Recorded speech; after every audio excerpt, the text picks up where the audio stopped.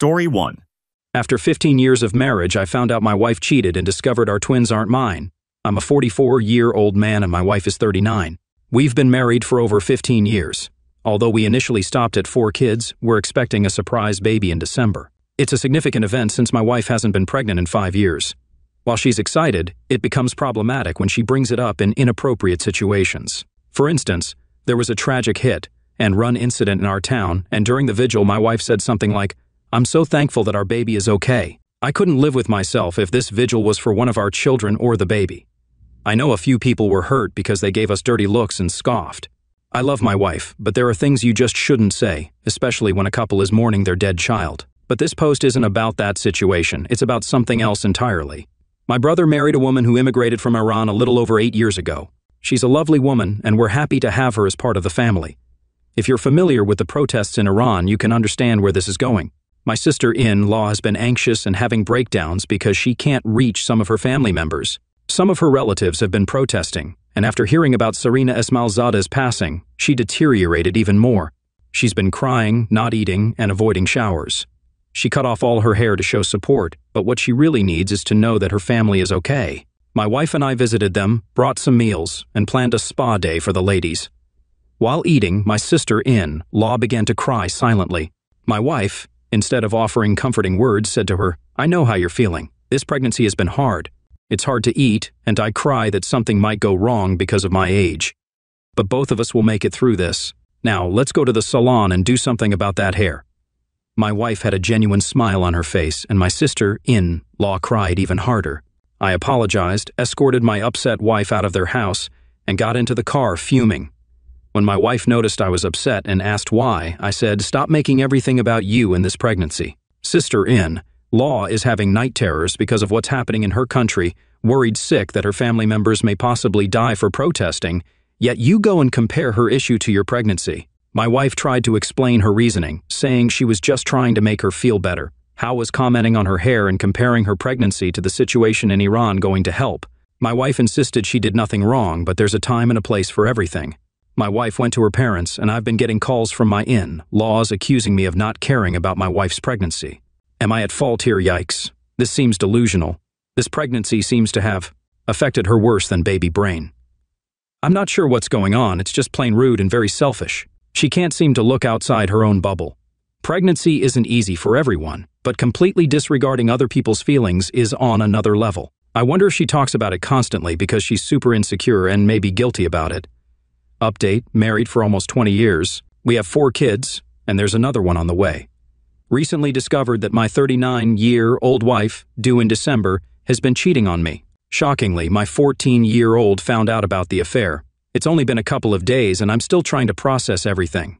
After reviewing the evidence, it seems the affair has been going on for over 4 years. I haven't confronted my wife about the affair yet, but I'm thinking about doing it soon, maybe after the baby is born.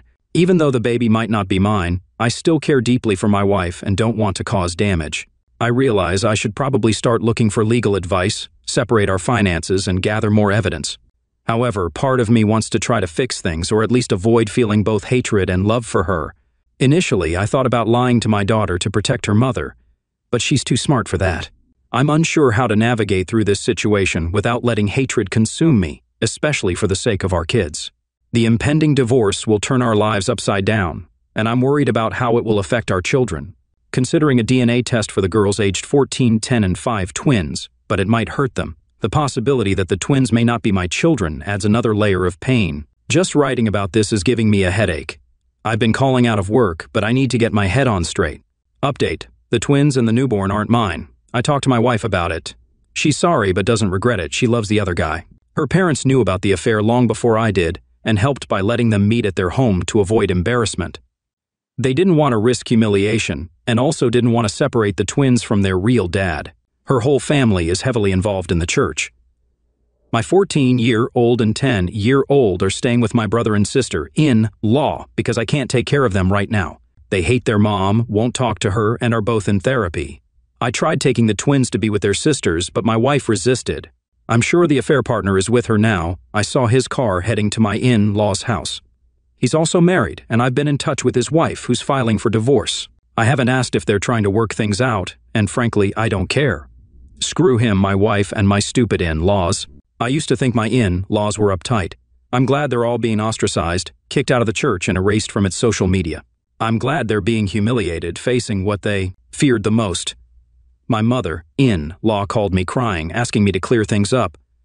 What's there to clarify? Father-in-law wanted me to work things out, but I asked if he'd do the same in this situation. He stayed silent before hanging up. My wife has been trying to reach out, but I refuse to answer. Seeing her frantic to contact me brings me a bit of satisfaction. I don't know what she wants, and I don't want to talk to her anytime soon, even though I know I'll have to.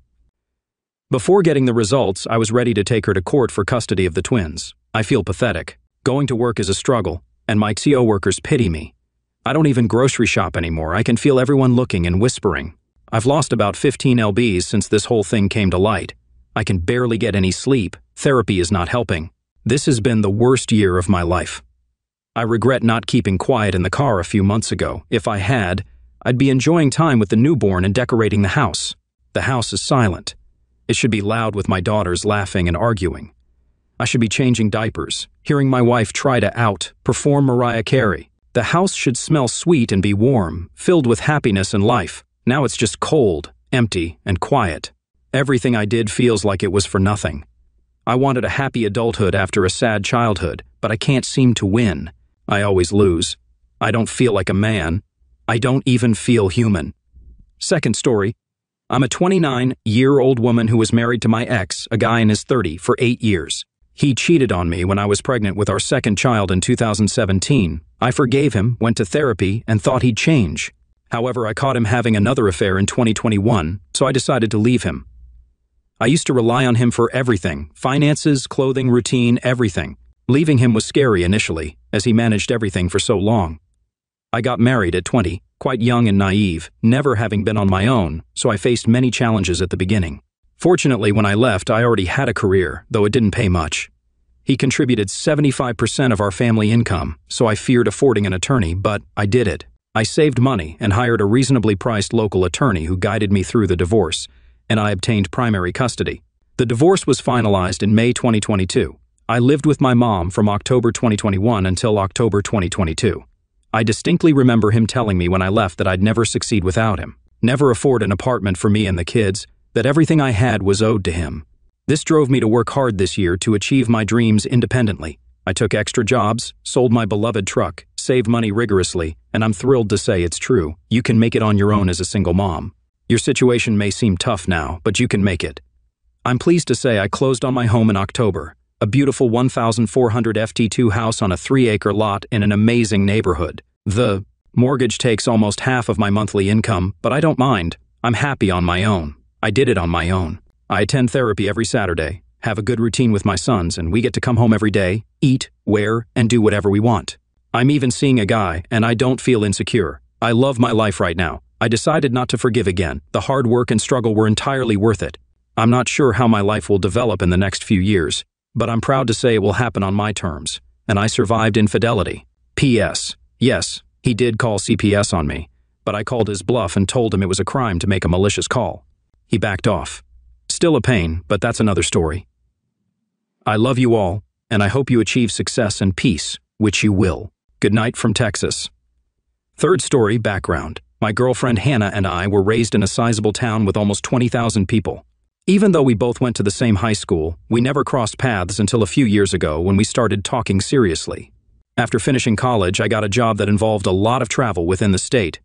Wanting to handle business in both the state and my hometown, I asked for an office at my hometown's branch. They agreed since there were no business representatives there.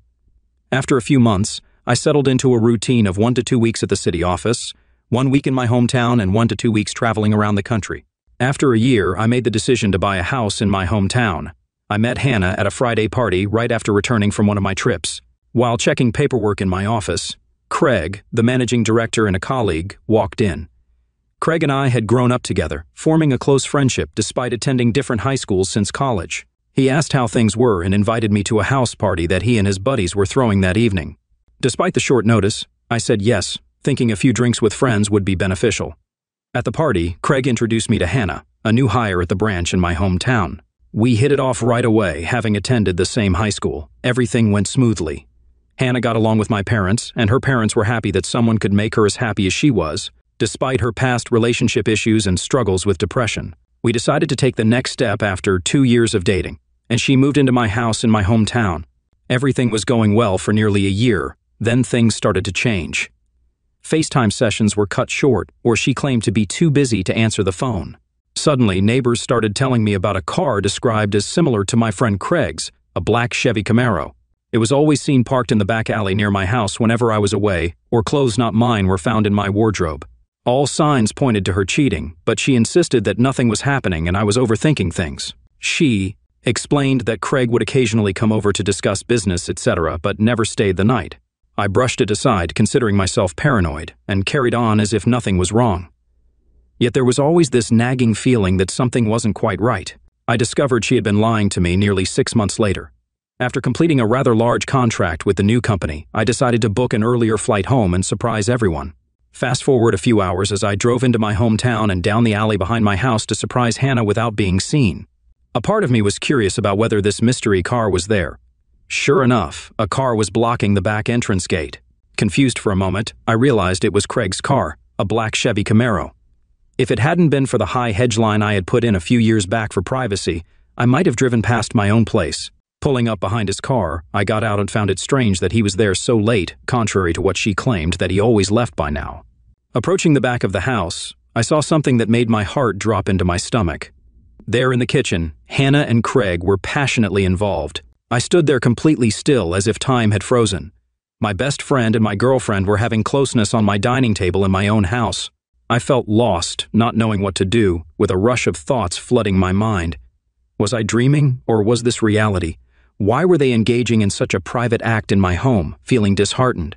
I turned away without them noticing. I drove for what seemed like an eternity, shedding tears, but my sadness quickly transformed into anger. I had a strong desire to damage them, but violence was against my principles. That's when I decided to take matters into my own hands and bring ruin to both of their lives, and what better time to start than now? I drove back up the alley, positioning myself far from my driveway to still see Craig's car. Then I walked back to the gate, where I could peer into the house, and called her phone. When it rang, both of them glanced at the caller ID, shocked to see my name. I noticed she was considering answering, and they let it ring for a moment before getting back to their activities. The phone rang again, and this time she picked up. As she answered, I hung up and returned to my car. Moments later, she called me back, questioning why I was calling so late. I informed her I was about 15 minutes from home and didn't want to startle her upon my arrival. She appeared surprised and happy about my return. After the call ended, she mentioned getting up to change. I bid farewell and hung up. A few moments later, Craig rushed through the gate half, undressed, hopped into his car and sped away. I chuckled a bit, knowing the fear they must have felt, being so close to getting caught. I waited a while before turning my car into the same spot Craig had occupied moments earlier. The night remained relatively uneventful, and it wasn't until after she fell asleep that I got up and went to my office down the hall. Sleep evaded me. I needed a plan, and plan revenge I did. My mother always taught me to be a pacifist and let karma take its course. However, on this occasion, I felt karma needed a nudge. I decided to punish them separately but thoroughly. I knew Craig had a minor medication habit, though nothing major, and he kept it well hidden. I discovered it accidentally when I stumbled upon him using cocaine in his office, but I pretended not to notice. Some weeks later, I had friends over, including Craig, for some drinks. After ensuring Craig was sufficiently drunk, I told him to stay the night. I took his office keys, drove to our branch office, and went to work, knowing he was deeply intoxicated and wouldn't wake until morning. I searched his desk and drawers, especially the one where I had seen him stash his cocaine. Upon further examination, I found a false bottom. Lifting it, I hit the jackpot. While I thought he used regular medicaments like white powder, what I saw was much worse. He had various substances in there. I took photos, put everything back, and before leaving, I installed a small spy button camera from Alibaba right above the door. Everything was set, and the plan was gradually coming together. Judging by the medicaments I found in his drawer, Craig had to be using them at least twice a day. I once suggested to my girlfriend that we install CCTV cameras for added security, but she hesitated due to concerns about hacking. Reflecting on it now, I understand her worries. So, before returning to the city for a flight, I staged a break, in by smashing the back pane of my back door into my kitchen, leaving it open. Upon arriving, I received several messages, One from my visibly panicked mom, who found the back door smashed and called the police, another from a distraught Hannah, in tears, and one from the local police asking me to call. After returning the calls, I informed the police I was away on business and would talk to them the following week. While away, I had Hannah stay with my parents until my return. I asked my dad to arrange for a local security company to install cameras and an alarm system, getting approval from the police to avoid disrupting the crime scene. After getting home, I went through the routine of expressing disbelief and questioning why this happened. I had the security company representatives guide Hannah and me on how the cameras and alarm system worked. Finally, the question I had been anticipating came up: what if we engage in business, and I prefer not to have a record of it? When she asked, she pretended to be shy, but I understood the true reason behind her question. The rep reassured us that it was a common inquiry and demonstrated on the home computer how to prevent recording for specific cameras, ensuring her privacy. While seeing him off, I inquired whether turning off the cameras could trigger a security notification, to which he returned, guided me through setting up email notifications, and then left. Subsequently, after Hannah's grocery shopping, I strategically placed spy button cameras all around the house, creating an ideal setup. Now all I needed to do was wait. At this point, I sought guidance from legal advice groups on Reddit regarding the cohabitation laws in my country. I wanted assurance that my upcoming plan could be executed legally without facing financial obligations to Hannah. I didn't want any surprises where she could claim money. A shout out to the helpful individual on Reddit who connected me with a fantastic lawyer. He assured me that despite dating for nearly 4.5 years, we hadn't lived together long enough to be classified as a de facto couple. The fact that I covered all utilities on the property she lived in without paying rent demonstrated she had no legal standing to make a financial claim. Just to be sure, he drafted a solid legal document. More positive news followed when my boss offered me a promotion to lead the team in the city, reducing my travel. Due to the success of my hometown's office, they considered having 5 to 7 representatives spend 1 to 2 weeks in larger surrounding towns, including my hometown, as part of my team. I accepted and initiated the transfer process, which would take about 6 weeks. It was perfect. More than enough time to gather all my evidence. Upon returning to my hometown the following week, I began executing the rest of my plan. I requested a favor from Craig to approve 1 week's vacation for Hannah. For 2 weeks, I wanted to send her and a friend or two on a short break. He agreed, congratulated me on being ready to retake the leap, and reserve the week for me. I asked him not to disclose anything, as I wanted to make it a big surprise. Fully aware that news would spread around the office, that was my plan. That night, I informed Hannah that I had booked her and 2 friends for an all-expenses-paid tropical spa resort trip for a week. I instructed her to pick 2 friends and return to the biggest surprise of her life. I then shared that the following week I would be in the city preparing for a crucial client, and I wouldn't to be home until the Monday she was leaving, disappointing her a bit. But I assured her it would be worth it when she returned. What I omitted was my decision to take a 2-week vacation on the other side of the country, mentally preparing myself for the challenges that would arise the moment she stepped foot on the plane, while also relishing my first taste of freedom. On Sunday, 2 weeks later, I returned by flight and began driving home. Upon arrival, I quickly passed by my house, confirming Craig's car was there, similar to the initial night I caught them. I parked a bit away and checked the live CCTV cameras, but they were nowhere to be found. Switching to the spy cameras, including the one hidden in the bedside lamp, I discovered them engaged in relationship activity in my bedroom. Since we hadn't installed any CCTV in our bedroom, she probably felt it was a secure place. Not surprisingly, I had consistently recorded them doing this over the 2 weeks I was away. I then placed my first call to the police, hiding my caller ID. I informed them that, as a concerned neighbor, I observed someone lingering in their car in the alley behind my house, occasionally passing items to passing cars, and appeared to be dealing medicaments. Worried about the situation, I provided Craig's car license plate and description, identifying him as the suspected dealer. They assured me they'd have someone there shortly, so I thanked them and hung up. Next, using a newly created email, I sent all the videos from the spy cam capturing Craig in his office doing medicaments and the photos from the other night to his boss. I also alerted Hannah, telling her I was about 10 minutes from home and eager to surprise her. Reflecting on the footage later, I chuckled at the chaos I caused and was surprised I didn't hear any commotion. In a matter of seconds, Craig emerged half-dressed and rushed out to his car through the back door. It was a perfect scene. Craig sped away, and one of the police cars behind me gave chase. After warmly welcoming and excited Hannah and going through typical couple activities, she fell asleep. However, I couldn't sleep a wink. The next day, she and her friends were driven away. Once they left, I waited a few hours before initiating my plan. I contacted a friend who worked as a removalist, apologized for the short notice, and arranged for my place to be packed and moved on Friday. We agreed on a time, and I instructed him to take specific boxes to a storage facility, which he agreed to without a problem. Then I began packing Hannah's belongings. Later that day, I received a call from the police asking me to identify if I knew Craig and whether I suspected him of any suspicious activities or medicament involvement. Given our town's strict stance on medicament law enforcement, I expressed pretended shock and denied any knowledge. It turned out they had apprehended Craig the previous night with a significant amount of hard and illegal medicaments in his vehicle. Smiling to myself, I was pleased that my plan for Craig had come to fruition. By this point, the town was buzzing, as news events in my hometown don't stay secret for long. Craig faced disgrace and was swiftly fired due to his medicament possession. That night, I visited my parents and informed them, along with Hannah's parents, about the situation. I omitted some details and mentioned that I was moving back to the city after a promotion, but Hannah wouldn't be joining me. Initially upset for not being kept in the loop, they were eventually pleased that I handled things maturely and didn't stoop to their level, although they disagreed with the decision to ghost Hannah. After some drinks, laughs, and tears, I headed home. On Friday afternoon, after a busy week organizing cleaners for the following week, coordinating with the real estate agent to put my house on the rental market, and handling various tasks at my hometown's office, I packed some things into my car, drove to my parents' place, said goodbye, and before leaving, visited Catherine's house. Catherine, one of Hannah's childhood friends and the only other person aware of the situation, played a crucial role. Without her help with the details about Craig, I probably wouldn't have been able to organize everything as quickly.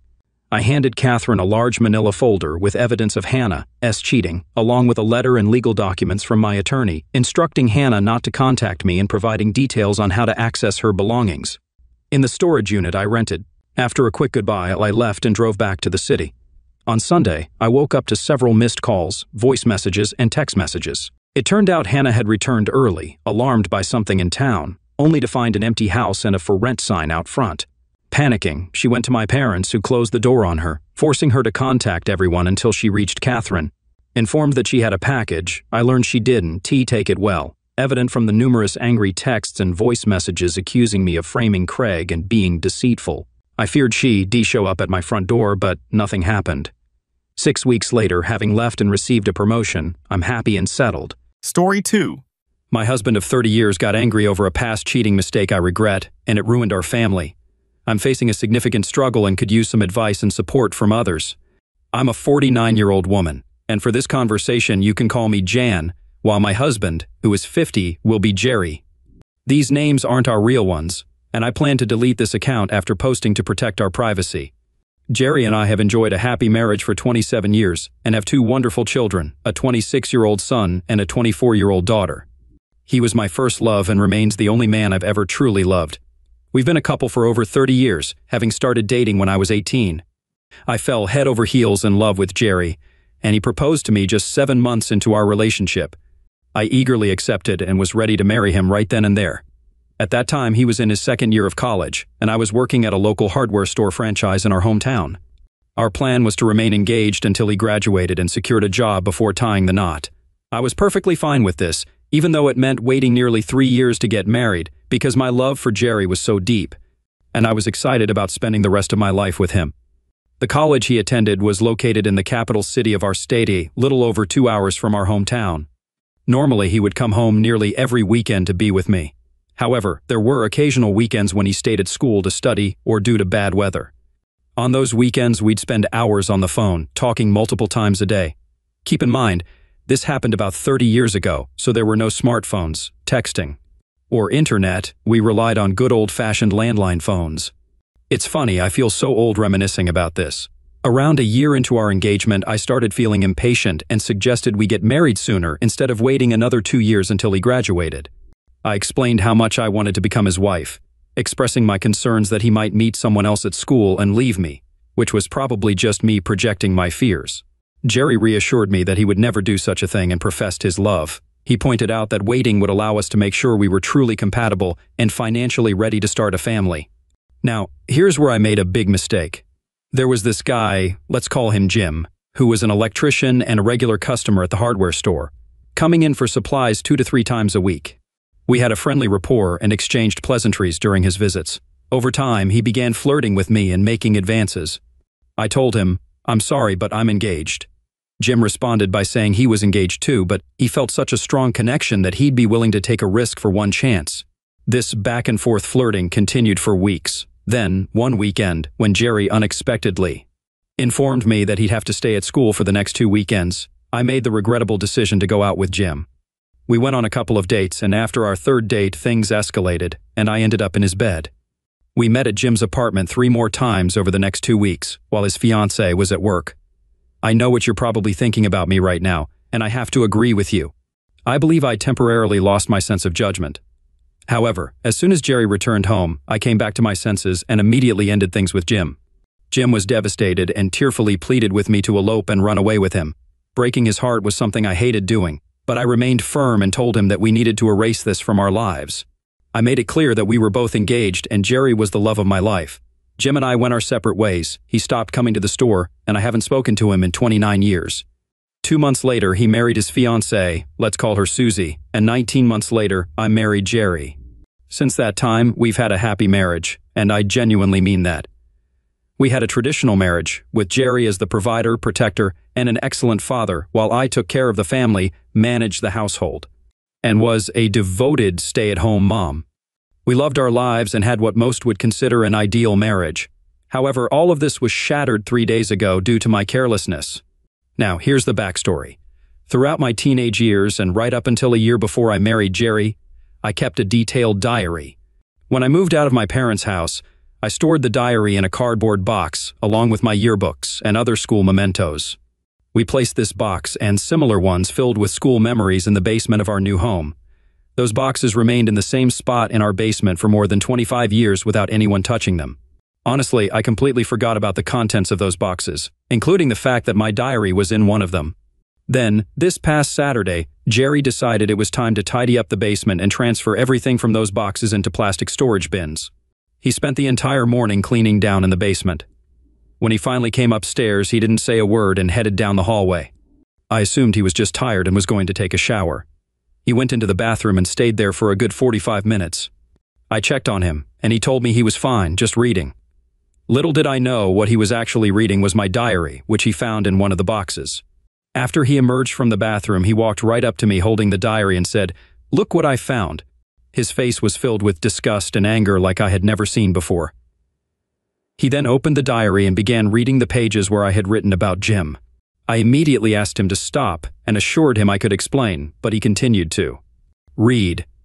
I started crying and begged him to please stop, but he kept reading, growing increasingly agitated and speaking louder as he read on. When he finished reading, I attempted to speak, but he interrupted me, saying, "Go pack a bag."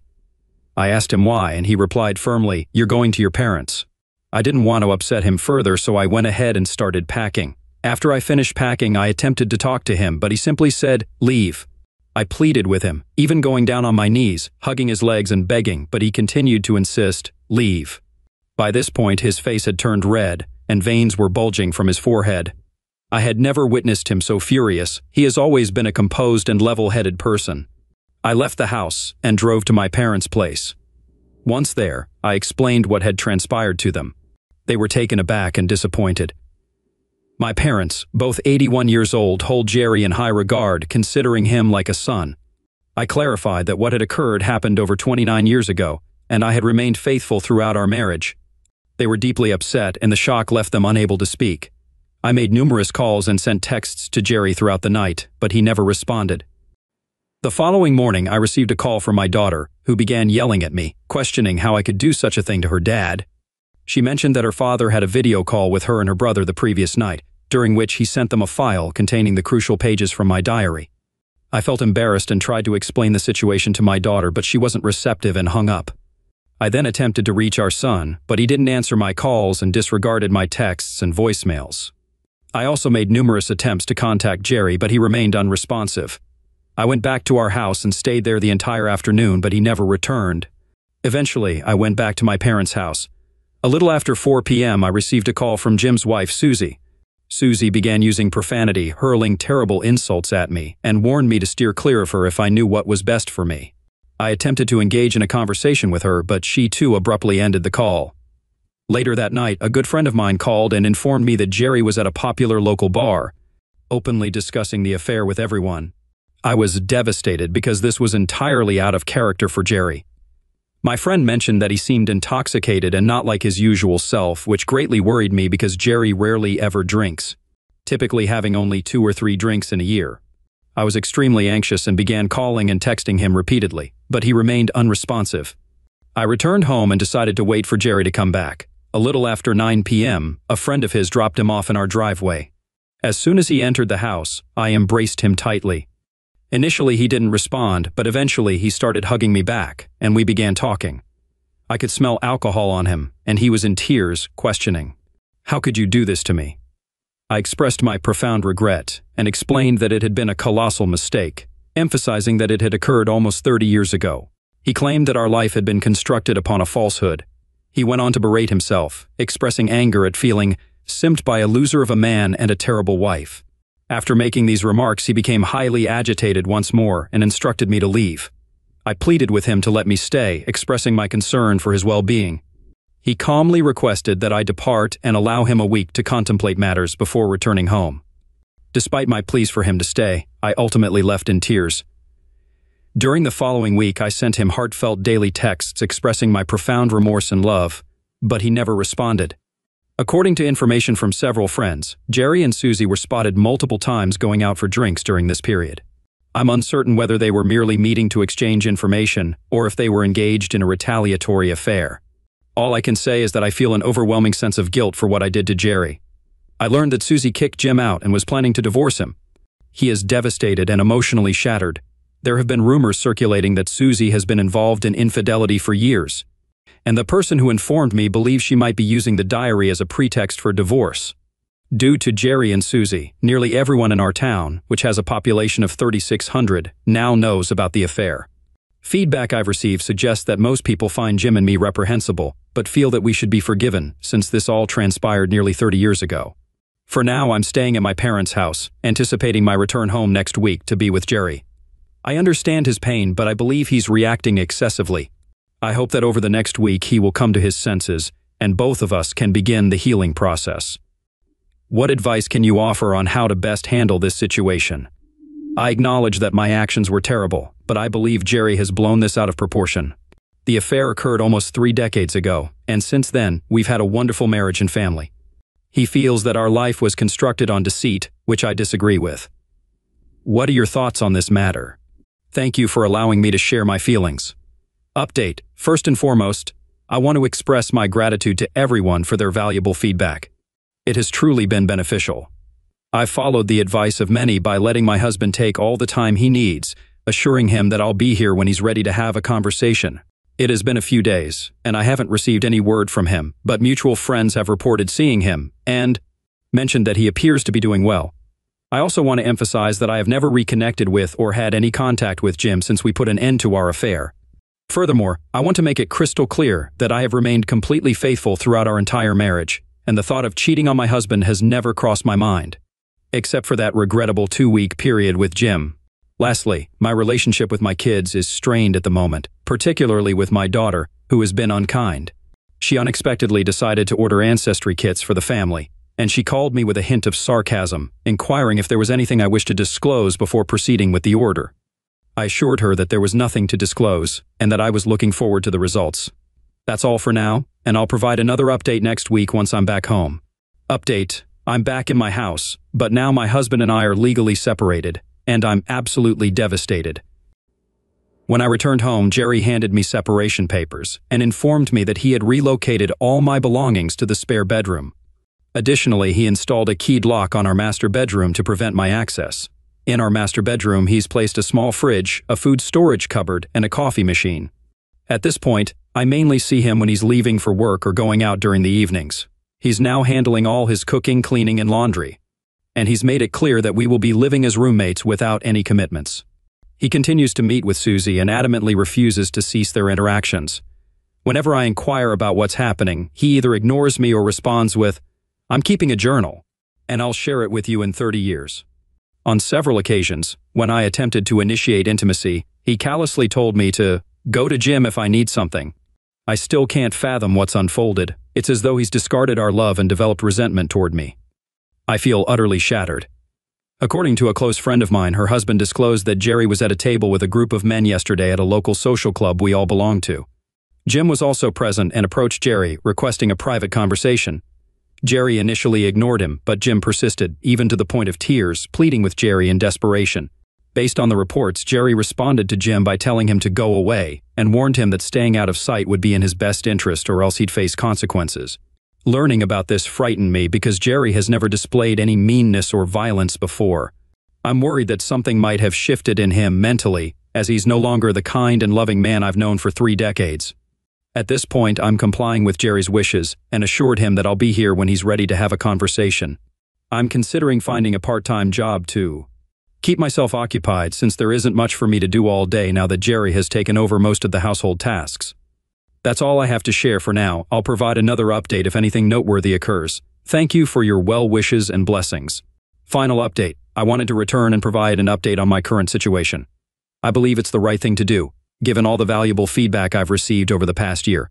My circumstances have taken a turn for the worse. Jerry and I are now officially divorced, and I find myself completely alone. As I mentioned in my previous update, we were living separately under the same roof, and I was doing everything in my power to reconcile. We carried on this way for 2 months, and during that time, I began to believe that things were improving. Then, one day, Jerry approached me with a request to talk. At this point, the anger had subsided, and he appeared solemn and sad. What he conveyed to me next shattered my spirit. He disclosed that he no longer had romantic feelings for me and desired a divorce. He also expressed his regret for the challenging behavior he exhibited in the past few months. I pleaded and implored him for several days, but his decision remained unwavering. He elaborated that he couldn't erase the memories of my infidelity and deception, particularly concerning me and Jim. Following this, he informed me that he had requested a transfer to the Tampa office and would be relocating closer to his parents in Sarasota, our daughter in Orlando, and our son in Atlanta. This news left me utterly devastated. To cope with this situation, I've been attending therapy sessions 3 times a week, and it has been beneficial. My therapist explained that the discovery of the affair has fundamentally altered my husband, and he is no longer the same person. He now sees me through a different lens. She advised me to grieve this loss as if Jerry had passed away because the man I loved has forever changed and cannot be brought back. While my children were initially angry with me, they are now deeply saddened by our divorce. They had hoped that their father would eventually calm down and reconcile with me. Both of them have come home to visit and made efforts to facilitate reconciliation, but Jerry had already made up his mind. My parents are feeling nothing but sadness and despair due to this situation. As mentioned earlier, Jerry was like a son to them, and he provided a lot of support. I've been trying to persuade them to move to Florida, but they are resistant to the idea. They insist on staying in our hometown, even though most of their friends have passed away. I'll continue to work on them because living closer to my kids and Jerry would make me feel much better. On a positive note, I'm planning to visit my son in Atlanta and my daughter in Orlando during the holidays, which will keep me away for 2 months. While I'm there, I had also planned to visit my former in-laws in Sarasota. Surprisingly, when Jerry learned about my trip, he called and invited me to stay at his new place outside Tampa. I immediately accepted his offer. I hope that this might be an opportunity for us to reconcile. I believe he still loves me and misses me greatly, as both my daughter and son have told me. I think he needed to distance himself from this town and the painful memories, and his affair and divorce were a way of punishing me. Now that he's done that, I believe he realizes that our love is enduring and we are meant to be together. Regarding Jim and Susie, they have also divorced. I heard that Susie was quite upset about Jerry's move, as they had become close, and he had supported her through her divorce. She insists they were just friends, and Jerry has never admitted to anything, but I've heard they had a passionate affair for several months before Jerry relocated. She has already visited him in Florida, and this really pains me deeply. If having an affair was what Jerry needed to work through his feelings and find healing, I suppose I can accept it. I'm burdened with immense regret for my foolish affair and feel incredibly foolish for not getting rid of that diary when I had the chance nearly 29 years ago. I even considered shredding it back then, but ultimately chose to keep it, shaking my head and kicking myself for that decision. Alright, that was a fun story. Now let's move on to another exciting one. Stay tuned, and let's dive in. Story 2. In July, my wife, 34 female, went on a quick work trip from Thursday to Saturday morning. On the same Saturday evening, we attended my stepdad's birthday dinner, and everything seemed perfectly normal. The following Sunday, we carried on with our usual routine, doing some grocery shopping, errands, and preparing for the work week. Once the work week started on Monday, everything appeared normal. We exchanged our usual texts during the day. However, on my way home from work, she texted me about having a potential yeast infection and mentioned she was going to get it checked out. I sympathized, making a lighthearted remark like, "Hopefully it's not an STD, laugh out loud." She responded with a laugh, and that seemed to be the end of it. A few hours later, before I had a chance to see her, she sent another text saying, "Your comment earlier about it being an STD was weird. You don't think I'm cheating on you, do you?" I chuckled and replied, "No, laugh out loud," but her comment did strike me as odd at the time. I brushed it off, not giving it much thought, but in hindsight, this was the first red flag. 2 days passed, and she informed me that her condition had worsened and she needed to go back to the doctor. I felt sympathy for her, knowing she had experienced mild discomfort like this before, but never to this extent. When she returned from her second doctor's visit, she said she now had thrush in addition to a severe yeast infection. I remember wondering what thrush was, and she explained that it's a throat infection. In a somewhat joking manner, I told her to stay away from me if she was sick, as I didn't want to catch anything. Looking back, all of these events marked the second red flag. Over the next couple of days, including the weekend, she was mostly confined to bed due to her illness. She called in sick to work but managed some tasks from home. During that time, I kept my distance, watching her from afar while she rested in bed or on the couch, feeling sorry for her condition. She was clearly unwell, and there wasn't much I could do. As she started to recover during the following week, I began to notice that something was amiss with her. One day, I came home from work and she was sitting on the couch crying. I inquired about what was bothering her, and she mentioned that she intended to start seeing a counselor. This puzzled me a bit, and I asked if I should go with her or if I needed to seek counseling as well. She declined, explaining that she hadn't been feeling herself and needed to talk to someone. I agreed, and this marked the third red flag. A few days later, after I had just finished showering, I found her sitting on the bed crying once more. I asked her what was wrong, and she said, "Is this the best life has to offer? Is this what we want? Is it what you want? What do I want? Is there more to life than this?" I was taken aback for a moment as it took some time to grasp the meaning of her questions. I didn't quite know how to respond, so I asked her to clarify. She simply replied with, "Never mind," and I can't recall what happened afterward. Then, on August 14th at 9:00 p.m., as we were getting ready for bed, she began crying once again. I asked her what was troubling her, and her tears intensified. I reassured her, saying that I knew something had been bothering her over the past few weeks, and that whatever it was, we would work through it together because I loved her. She responded with, "I can't tell you. If I do, you won't want to work it out." In that moment, I felt a surge of nervousness or adrenaline in my stomach, and I pleaded with her, saying, "Please tell me." Then she dropped a bombshell on me, saying, "I had a one-night stand."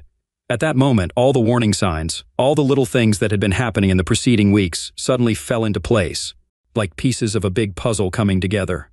Here's the story. After finishing her work for the day, she decided to stop by a bar for a drink before returning to her hotel. She sent me a picture of the beer she was having, and I responded with the usual, "Love you, good night." While she was at the bar, she struck up a conversation with a guy who happened to share my name, of all things. They ended up chatting all night, having a few more drinks, and eventually left the bar around 2 a.m. They went to his place where she performed oral sex on him, and then they had unprotected intercourse.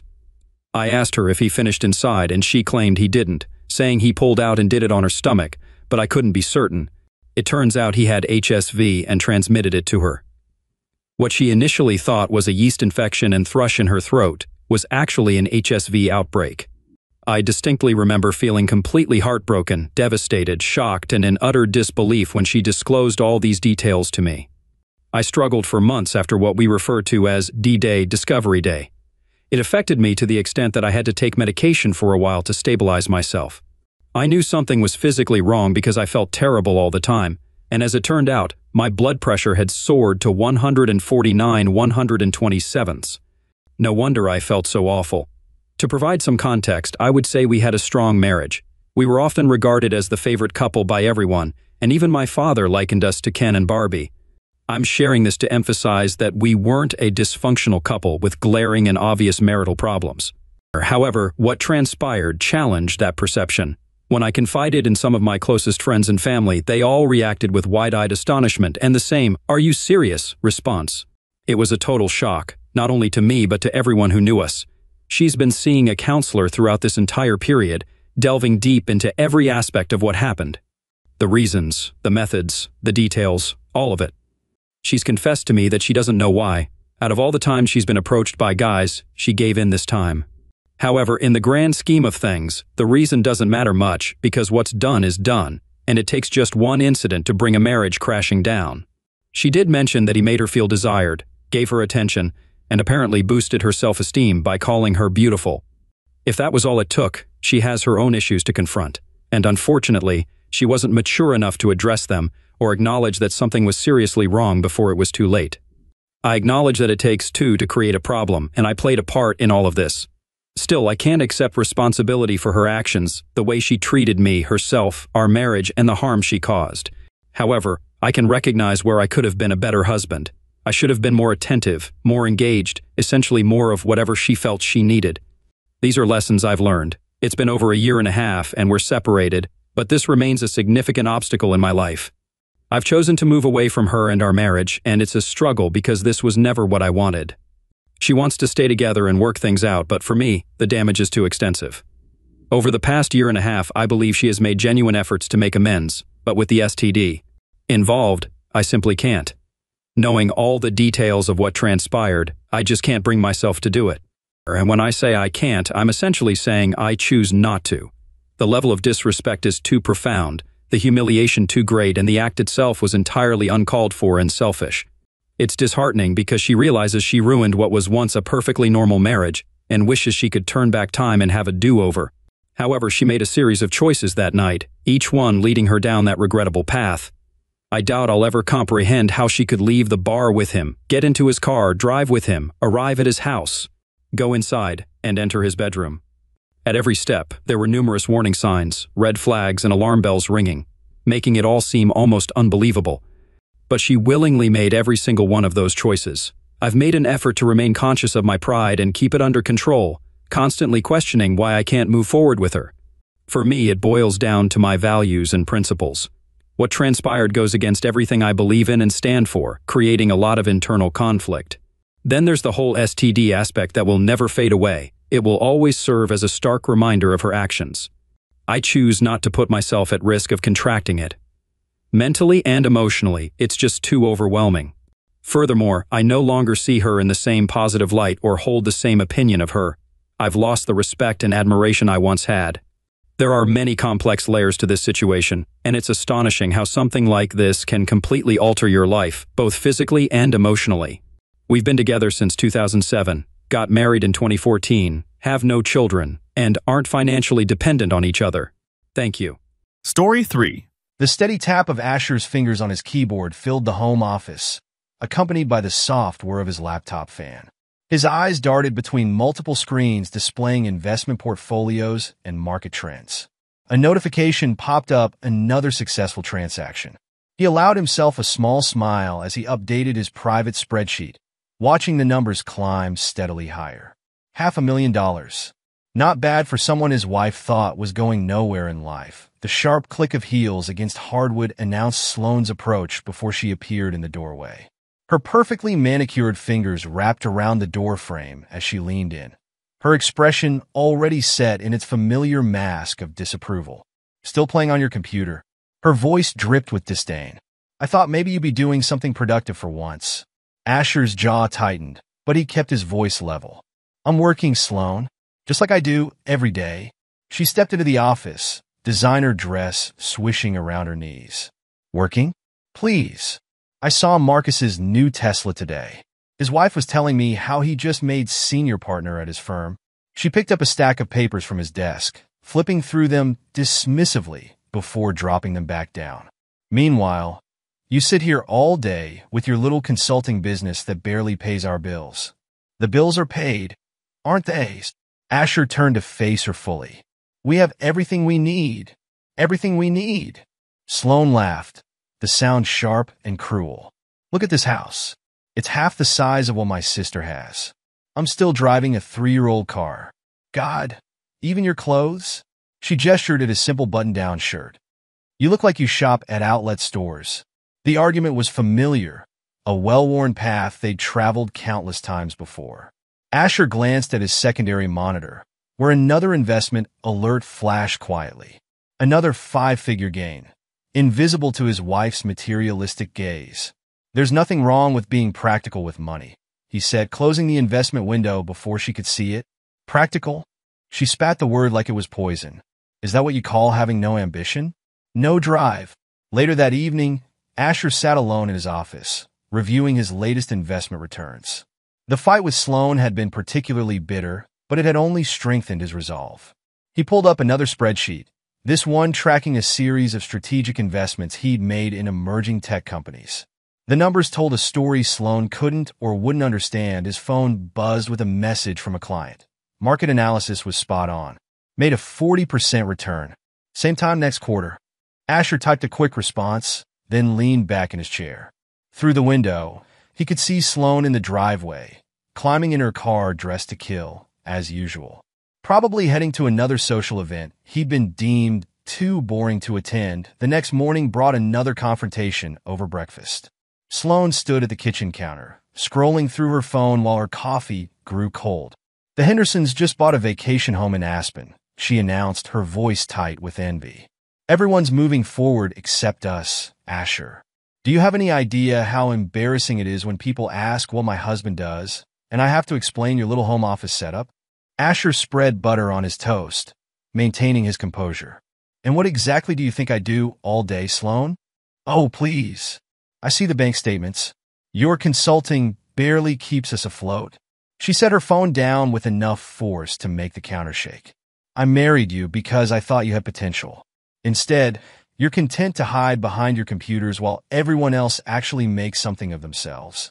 "Money isn't everything," Asher said quietly, though he knew the words would fall on deaf ears. "Says the man who has none."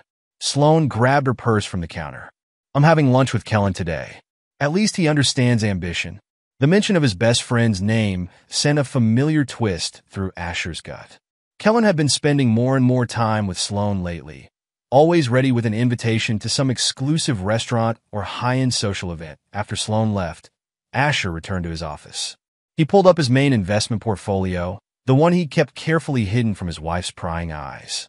The numbers had grown significantly over the past year, approaching 600,000 now. He'd made another smart play in the tech sector, recognizing a pattern others had missed. That a text from Kellen lit up his phone. "Taking your girl to Morton's. You should learn to treat her right, man." Asher's finger hovered over the reply button, but he set the phone aside instead. Let them think what they wanted.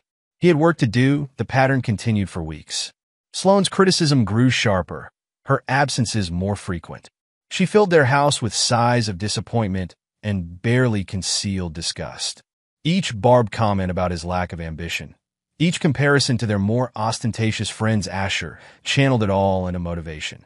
Making shrewder investments and expanding his consulting business far beyond what she imagined. One evening, he overheard her on the phone in the garden, her voice carrying through the open window. "I can't take it anymore," she was saying, presumably to one of her friends. "He has no ambition, no drive. It's like living with a ghost. Kellen says—" She lowered her voice, but Asher could still hear the smile in her words. "Kellen says I deserve better. And you know what? He's right." Asher turned back to his computer, pulling up another investment opportunity he'd been tracking. The familiar numbers were a comfort, solid and real. While Sloan plotted her escape from what she saw as a mediocre life, he was quietly building an empire that night, lying in their bed with an ocean of cold space between them. Asher listened to Sloan's breathing and knew their marriage was over. Not because of her criticism or her materialistic demands, but because she'd never bothered to see who he really was. She'd created an image of him in her mind, small, unambitious, weak, and had become so invested in that fiction that she'd missed the truth entirely. The next morning, he made 2 calls. One to his investment broker, moving another substantial sum into a promising venture. The second to his lawyer, requesting a discreet meeting to discuss asset protection. The stage was set. Now he just had to wait for Sloan to make her move. The betrayal, when it finally came into the open, arrived on a quiet Tuesday evening. Asher had just closed a particularly successful deal, adding another $50,000 to his hidden portfolio, when Sloane walked into his office without knocking. "We need to talk," she said, her voice clipped and businesslike. She wore a new dress, one he hadn't bought her, and her makeup was perfect, as if she'd been preparing for this moment. Asher saved his work and turned to face her. "About? I want a divorce." The words hung in the air between them, heavy with finality. Asher had been expecting this, but the reality still felt like a punch to the gut. He studied his wife's face, searching for any trace of the woman he'd married 8 years ago. All he found was cold determination and barely concealed contempt. "Is it because of Kellen?" he asked quietly, though he already knew the answer. Sloane's perfectly painted lips curved into a smirk. "Kellen understands what I need. He has goals, ambition. He's not afraid to take risks and live life to the fullest." She held up her left hand, where a massive diamond ring sparkled on her finger. "He proposed last week. I said yes, of course." The betrayal burned like acid in his throat. His wife and his best friend, plotting behind his back, laughing at him while he worked tirelessly to build something real. "How long?" he asked, his voice barely above a whisper. "Does it matter?" Sloane's smile was cruel. "Long enough to know that Kellen is everything you're not. He's successful, ambitious, exciting. He knows how to make things happen instead of hiding behind a computer screen all day." The next morning, Asher received an email from Kellen. The subject line read, "Sorry, brother." The message itself was brief. "These things happen. You'll find someone more your speed. No hard feelings." Asher deleted the email without responding. He spent the morning on the phone with his lawyer, discussing strategies for protecting his assets during the divorce. By lunch, he had moved several large investments into secure, private accounts that Sloane had no knowledge of. That a week later, they met with their respective lawyers. Sloane's attorney, an aggressive young man in an expensive suit, laid out their demands. "Mrs. Davidson is seeking a fair division of assets," the lawyer began, shuffling through his papers. "Given the length of the marriage and her contributions to the household, I'll agree to whatever settlement she wants." Asher interrupted quietly. The lawyers exchanged glances. Sloane's smirk widened. "See? Even he knows he has nothing worth fighting for. If she only knew about the private accounts, the investments, the growing empire he'd created," while she sneered at his work ethic. But he said nothing. Let her think what she wanted. Let her walk away believing she'd traded up. That evening, Asher sat in his office, reviewing his latest investment returns. His phone buzzed with a text from Kellen, taking Sloane to the new French place downtown. "Remember when you said you'd take her there someday? Guess I beat you to it, buddy." Asher's fingers tightened around the phone, but he kept his composure. He opened his investment app instead, checking the latest returns on his portfolio. The numbers were growing faster now, his careful planning starting to pay off in exponential ways. The divorce proceedings moved quickly. Sloane was in a hurry to start her new life with Kellen, and Asher saw no reason to delay. Her lawyer pushed for a quick settlement, clearly expecting resistance that never came. "Mr. Davidson," the lawyer said during their final meeting, "my client is willing to be generous given the circumstances. She's asking for the house and half of your joint assets, which frankly aren't substantial." Asher sat quietly in his simple suit, letting them believe what they wanted about his finances. The joint accounts they knew about painted a picture of a moderately successful consultant, nothing more. His real wealth was carefully hidden in private accounts and investments that Sloane had never bothered to ask about. "I'm prepared to accept whatever settlement Mrs. Davidson thinks is fair," he said mildly. The lawyer blinked, clearly expecting more resistance. "Well, that's very reasonable of you. I'll have the papers drawn up immediately." As they left the lawyer's office, Sloane caught his arm. "You know, you're making this almost too easy. I expected more fight from you." Asher looked at her hand on his arm until she removed it. "What's there to fight about? You've made your choice. Don't be bitter, Asher. It's not attractive." She adjusted her designer handbag on her shoulder. "Besides, Kellen and I will invite you to the wedding. It's the least we can do." "How generous of you." Her eyes narrowed at his tone. "You know, this is exactly why we didn't work out. You're so small. Everything about you is small. Your ambitions, your dreams, your whole outlook on life." She shook her head. "Kellen sees the bigger picture. He knows how to really live." Asher said nothing, but inside his resolve hardened. Let them have their moment. Let them think they'd won. The time would come when they'd learn exactly what they'd thrown away. The wedding invitation arrived 3 weeks after the divorce was finalized. Heavy cream-colored paper with gold foil accents, announcing the union of Sloan Davidson and Kellen Mitchell at the city's most exclusive venue. The reception promised to be the social event of the season. Asher placed the invitation on his desk and opened his laptop. Time to start the next phase of his plan. On his screen, a new investment opportunity glowed, a chance to nearly double his already substantial portfolio. His phone buzzed with a text from Kellen. "Hope you got the invitation, brother. No hard feelings, right? Will mean a lot to have you there." Asher deleted the message without responding. He pulled up his main investment account instead, checking the latest figures. His net worth had grown significantly in the months since Sloan had walked out. Every dollar was carefully hidden, protected by a web of shell companies and private accounts that his ex-wife's lawyer had never thought to look for through his various business contacts. Asher heard about the wedding preparations. Sloan had chosen a designer dress that cost more than most people's cars. Kellen had rented out the entire top floor of the city's finest hotel for the reception. They were spending money like water, determined to make their wedding the talk of the town. "Did you hear?" one of his clients mentioned during a meeting. Kellen Mitchell just bought that new mansion in Highland Park. Must have cost a fortune. Asher nodded, keeping his expression neutral. "Good for him. Your ex-wife must be thrilled."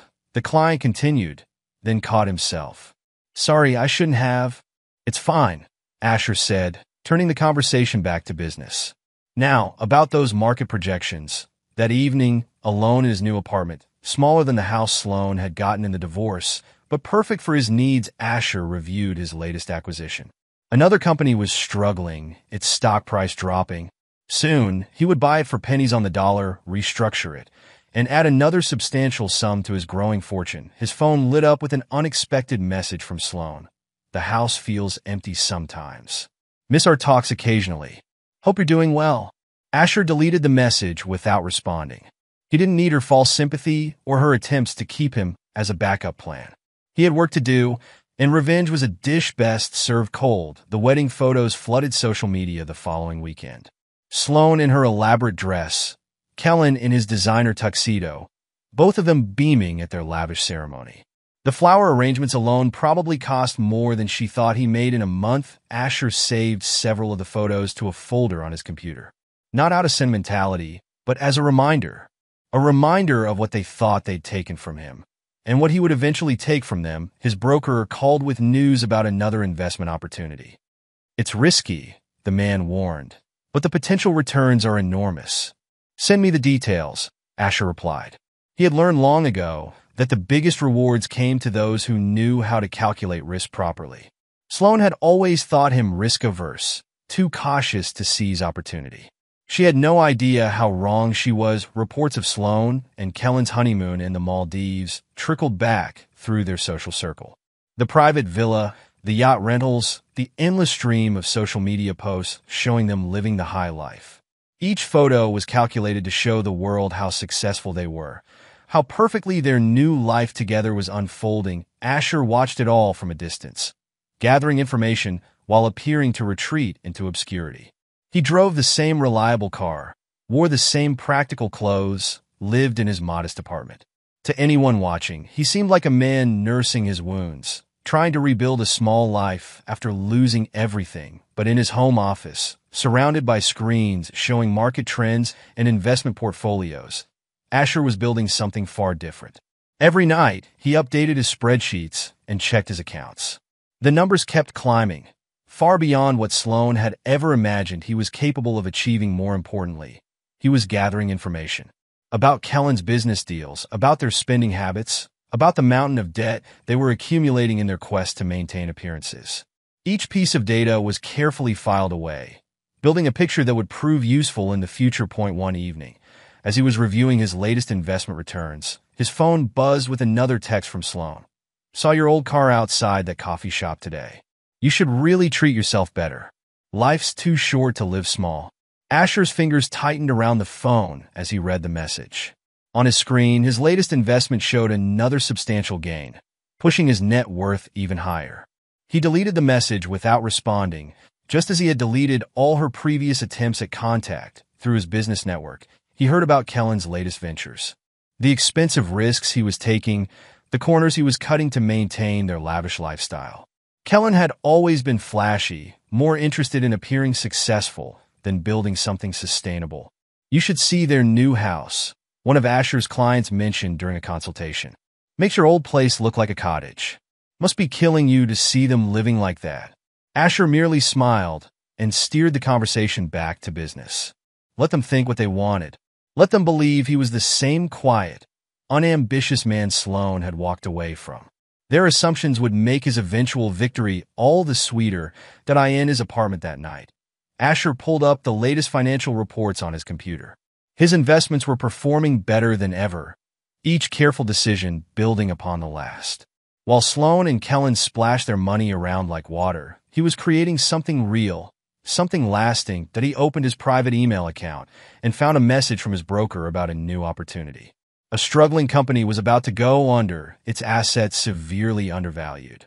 With the right moves, he could acquire it for a fraction of its worth and turn it into another successful venture. This was what Sloan had never understood. True success wasn't about flash and show. It wasn't about impressing people at parties or driving the newest car.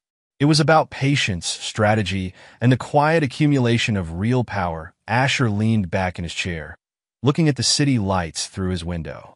Somewhere out there, Sloan and Kellen were probably at another expensive restaurant, another exclusive club, spending money they didn't really have to maintain, an image they couldn't really afford. Let them enjoy it while it lasted.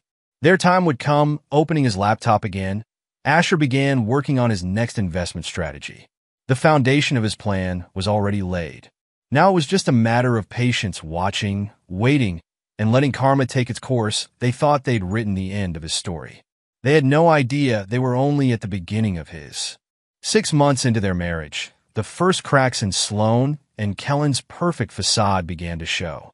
Asher noticed it during a chance encounter at Maxwell's, an upscale restaurant downtown where he was meeting a potential investor. Well, Kellen's voice boomed across the dining room. "Look who's here." Asher looked up to see Kellen approaching his table, Sloan trailing behind him. Kellen's designer suit couldn't quite hide the slight puffiness around his face, the hint of strain around his eyes. Sloan wore a new dress that probably cost more than most people's monthly salary, but her smile seemed forced. "Mind if we join you?" Kellen didn't wait for an answer, pulling out a chair. "We need to stop running into each other like strangers. We're all adults here, right?" "Actually, I'm waiting for someone," Asher said quietly. "Oh, come on." Kellen waved down a waiter. "Your mysterious meeting can wait. Bring us a bottle of the 82 Bordeaux, the expensive one." Sloan sat down, her eyes darting around the restaurant. "Kellen, maybe we shouldn't." "Shouldn't what?" Kellen's voice had an edge to it. "Shouldn't be friendly? Shouldn't show Asher here how well we're doing." The waiter returned with the wine. Kellen grabbed the bottle before it could be properly presented, pouring generous glasses for everyone. Asher noticed the slight tremor in his hand. "A toast," Kellen declared, raising his glass. "To success. Some of us just know how to grab it, right, buddy? Is that what you call it?" Asher kept his voice neutral, studying his former friend's face.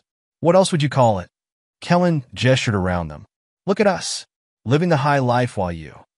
Well, you're still you, aren't you?" Sloan touched Kellen's arm. "We should go. We have that thing." "What thing?" Kellen's smile didn't reach his eyes. "The charity gala? The club opening? Hard to keep track of all our social obligations, isn't it, darling?" Asher noticed the way Sloan's fingers tightened on her purse, the slight downturn of her mouth. Something was off in their perfect world. "How's the new house?" he asked mildly. "Magnificent," Kellen replied too quickly. "Everything Sloan deserves. Unlike that shoebox you kept her in." "It's nice," Sloan added, but her voice lacked conviction. "Nice." Kellen turned to her. "It's more than nice. It's exactly what you wanted, isn't it? The best address, the best furnishings, the best of everything. Isn't that what you said you needed?" The tension at the table was palpable. Asher's investor would be arriving soon, but this glimpse into their supposedly perfect life was too valuable to cut short. "And the business?" he asked. "Still making those ambitious deals?" Something flickered across Kellen's face. Better than ever. Some of us know how to take risks, make things happen. Not everyone's content to play it safe behind a computer screen. Kellen, Sloane's voice held a warning note. We should really go? Why? Kellen drained his wine glass and reached for the bottle again.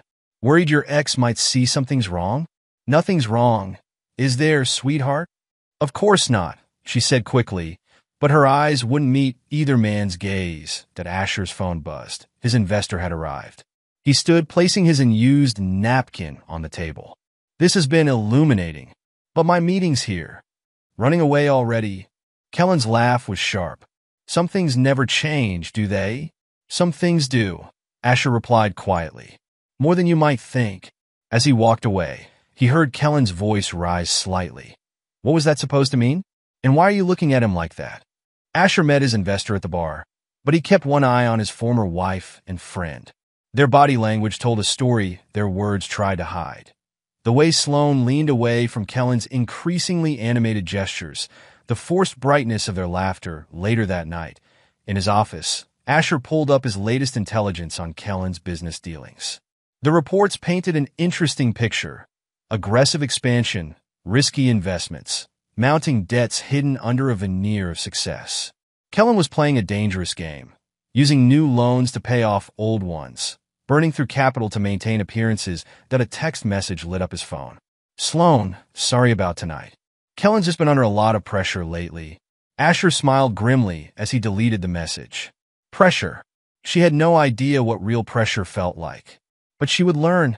They both would. He opened his laptop and began composing an email to his broker.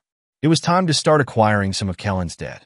Quietly, carefully through various shell companies. Piece by piece, he would own their future without them even knowing it. The next morning brought news of another of Kellen's grand business ventures. He'd taken over a struggling tech startup, promising to turn it around through his innovative leadership. The business papers ate it up, praising his bold vision, but Asher saw what others missed. The company's fundamentals were weak, its technology outdated. Kellen was buying headlines, not value. And he was doing it with borrowed money, lots of it. A week later, Asher ran into Sloane at their old coffee shop. She was alone, staring into a cup of cooling coffee. Fancy meeting you here, he said. Keeping his voice neutral, she startled, then tried to compose herself. Asher, I was just thinking about the old days. Missing your mediocre life. The words were sharp, but his tone remained calm. I didn't mean... She paused, seemed to gather herself. We're very happy, you know. Kellen's doing amazing things. So I've heard. The papers love him. Yes, well. She twisted her wedding ring, the enormous diamond that had replaced the one he'd given her. Success comes with certain pressures. Does it? Asher ordered his coffee, noting how her eyes followed his movements. I wouldn't know about that. I'm still just, what did you call it? Playing with computers. I was wrong about some things, she said quietly. Were you? He picked up his coffee. Interesting that you're only realizing that now. As he turned to leave, she called after him. Asher, wait. Could we talk some time? He looked back at her, saw the desperation she was trying to hide. We just did. Walking away, he could feel her eyes on him. Let her wonder. Let her worry. The cracks in her perfect new life were starting to show, and he had front row seats to watch it all crumble. The cracks in Kellen and Sloane's perfect life widened into chasms as summer turned to fall. Asher watched it happen through carefully placed contacts and strategic business moves, each piece of intelligence confirming what he'd already suspected. One rainy evening, his phone rang, a number he didn't recognize. Mr. Davidson? The voice was professional, clipped. This is Marcus Weber from First Capital Bank. I'm calling about Mr. Mitchell's loan application. Asher leaned back in his chair. What about it? He listed you as a character reference. Said you two had several successful business ventures together. Did he now? Asher's voice remained neutral. Interesting, considering I haven't done business with him in over a year. A pause on the other end. I see. And these joint property developments he mentioned never happened. Asher pulled up his own records, where he'd been tracking Kellen's mounting debts. Mr. Weber, I suggest you look very carefully at the rest of his application. Later that night, his doorbell rang. Kellen stood there, his expensive suit wrinkled, his face flushed with anger or alcohol, possibly both. "You son of a bitch," Kellen spat. "You couldn't just stay quiet, could you?" Asher stood in the doorway, blocking entry. "Using my name for loan applications? That's bold. Even for you? I needed that loan." Kellen's voice echoed in the hallway. "You have no idea what's at stake here." "Actually, I do." Asher's calm seemed to infuriate Kellen further. "Your tech company's bleeding money. The restaurant chain you invested in is 3 months behind on payments. Should I continue?" Kellen's face paled slightly. "How did you? I pay attention. Something you and Sloan never understood about me." "Listen," Kellen's tone shifted, becoming wheedling. "We could work something out. Like old times. You got money saved up, right? We could be partners. Asher's laugh was cold. "Like you were my partner when you went after my wife? That was different. Sloan and I, we're meant for each other. You have to understand, I understand perfectly." Asher started to close the door. "Good luck with the loan." Kellen's hand shot out, stopping the door. "You smug bastard. You think you've got it all figured out? You think your little computer job makes you better than me?" "No, Kellen. Your actions do that all on their own." The next morning, Asher received a text from Sloan. "Whatever Kellen said to you last night, he didn't mean it. We're just going through a rough patch." He was composing an email when his office door opened. His assistant looked concerned. "Sir, Mrs. Mitchell is here to see you." Sloan swept in before he could respond, looking immaculate as always, but there was a tightness around her eyes that makeup couldn't hide. "You have to help him," she said without preamble. Asher continued typing. "I don't have to do anything. He's your friend. Was my friend." Asher finally looked up. "Before he married my wife." Sloan sank into a chair, her composure cracking slightly. "It's not what you think. The business problems, they're temporary. Kellen has plans. Kellen always has plans." Asher closed his laptop. "Big ideas, bold moves, borrowed money. How's that working out?" "You don't understand. The pressure he's under. The expectations. Your expectations, you mean?" Asher's voice was sharp. "The constant demand for more, bigger, better? Sound familiar?" Color rose in her cheeks. "That's not fair. I never what? Never pushed for more? Never complained about living beneath your standards?" He gestured around his office. "Funny how my little computer job seems more appealing now that Kellen's empire is crumbling." "I was wrong about you," she whispered. "I see that now." "No, you don't." Asher stood. "You're just desperate. There's a difference. Please." Her voice cracked. "If not for Kellen, then for me. For what we had nothing." The words fell like stones. "You made that very clear when you walked away. Now, if you'll excuse me, I have work to do." She stood, smoothing her dress with trembling hands. "You've changed?" "No, Sloan. I'm exactly who I've always been. You just never bothered to look past the surface." After she left, Asher pulled up his investment portfolio. Another notification showed a successful acquisition. He now owned a significant portion of Kellen's corporate debt through various shell companies. Soon, he'd own it all. That evening, he overheard a conversation at his regular restaurant. Two businessmen at the next table were discussing Kellen's latest venture. "Complete disaster," one said. "Stock's in free fall. Mitchell's trying to cover it with new investments, but heard his wife's spending hasn't slowed down, though." The other chuckled. "Saw her at Morton's last week, dropping 5 figures on dinner like it was nothing." Asher smiled into his coffee. The pieces were falling into place faster than he'd expected. Kellen's desperate attempts to maintain appearances were only accelerating his downfall. His phone buzzed with another text from Kellen. "We need to talk. Man to man. I can explain everything." Asher deleted the message without responding. Let them stew in their mounting desperation. Let them feel the walls closing in. His revenge wouldn't come from any direct action. It would come from simply letting their own choices catch up with them. Later that night, he received an email from his broker about Kellen's latest failed venture. The tech company was declaring bankruptcy, and the vultures were circling.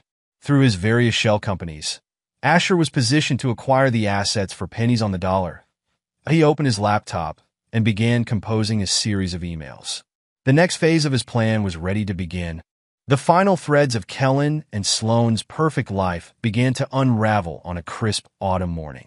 Asher sat in his office, reviewing the latest reports when his phone lit up with a news alert. tech innovator Kellen Mitchell's latest venture files for bankruptcy.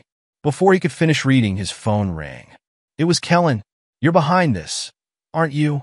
Kellen's voice was ragged. "Buying up my debt, pressuring my investors. Don't try to deny it." "Interesting theory." Asher kept his voice level. "Or maybe your business model of borrowing from Peter to pay Paul finally caught up with you. I had everything under control until..." "Until what?"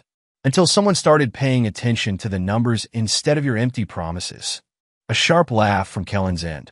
"You think you're so clever with your computers and spreadsheets.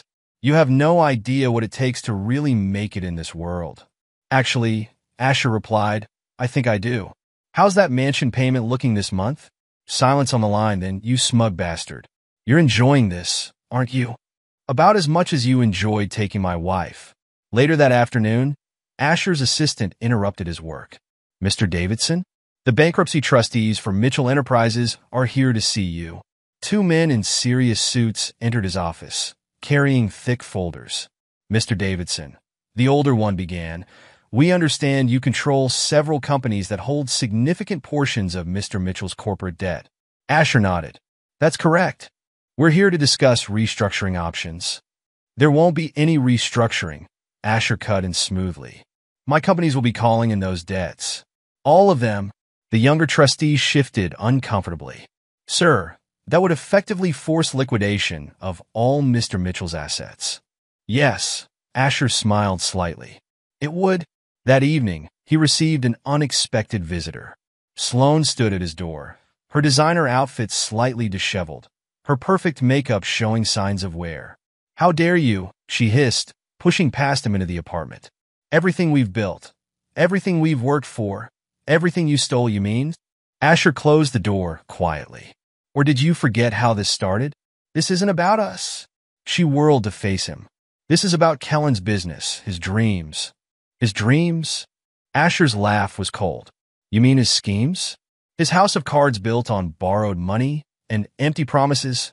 He just needed more time." Sloane's voice cracked slightly. "The market would have turned around." "The market isn't the problem, Sloane. Never was." He studied her face, seeing the desperation she was trying to hide. "The problem is you. Your constant pushing for more, your endless demands for a bigger house, fancier cars, better vacations. That's not fair. I never what? Never pushed him to take risks he couldn't afford? Never compared him to others who seemed more successful." He stepped closer. "Sound familiar?" Color drained from her face. "This is revenge, isn't it? For what happened between us?" "No, Sloane. This is karma. You and Kellen did this to yourselves. I just happened to be in a position to watch it happen. We could work something out." She moved closer, her voice dropping to a whisper. "For old time's sake. I could." "Could what?" His voice was ice. "Try to manipulate me again? Trade on whatever you think is left of my feelings for you." She flinched as if he'd struck her. "I thought you loved me once." "I did. That was my mistake." He opened the door. "Now, if you'll excuse me, I have work to do." "Work?" She laughed bitterly. "Still hiding behind your computers while destroying people's lives?" "No, Sloane. I'm building something real. Something that will last. Unlike your marriage." After she left, Asher returned to his office. His phone was filled with missed calls and messages from Kellen, each more desperate than the last. "We can work this out. Name your price. Don't do this to us." He deleted them all without responding. Opening his laptop, he began reviewing the latest reports. Kellen's empire was crumbling faster than expected. The tech company bankruptcy had triggered a cascade of defaults, exposing the house of cards he'd built. That a final text came through from Sloane. "You've changed." The Asher I knew would never be this cruel. He smiled grimly as he typed his response, the first and last he would send. The Asher you knew never existed. He was just a story you told yourself to justify your choices. The next morning brought news that Kellen's largest investment property was being foreclosed. By the end of the week, the rest would follow. Through his various shell companies, Asher would acquire it all for pennies on the dollar, sitting in his office. Watching the numbers roll in, Asher felt no triumph, no joy. Just the quiet satisfaction of knowing that karma had finally caught up with them. They had built their happiness on betrayal and lies, And now they would watch it all crumble. His phone buzzed one last time. Kellen again. He let it go to voicemail, already knowing what it would say. More desperate pleas. More empty promises. But Asher was done listening. He had work to do. The end game began on a cold winter morning when Asher's lawyer called with the news he'd been waiting for. Everything's in place, the lawyer said. Your shell companies now control over 90% of their outstanding debt. We can move forward whenever you're ready. Asher looked out his office window at the city skyline. Send the notices. All of them. Today. They'll lose everything, his lawyer warned. The house, the cars, all of it. Are you sure you want to? Yes. Asher's voice was firm. It's time they learned what betrayal really costs. Within hours, his phone exploded with calls and messages. He ignored them all, focusing instead on the reports flowing in from his various companies. One by one, the dominoes were falling. Kellen's business empire, built on borrowed money and empty promises, was collapsing under its own weight. The doorbell rang that evening. Asher knew who it would be before he opened it. Kellen stood there, his expensive suit wrinkled, his face haggard. The polished businessman was gone, replaced by a desperate man watching his world crumble. You have to stop this, Kellen's voice cracked. Everything I've built. You mean everything you've borrowed? Asher stepped aside, letting him enter. How's that working out for you? Kellen paced the living room like a caged animal. This isn't about business.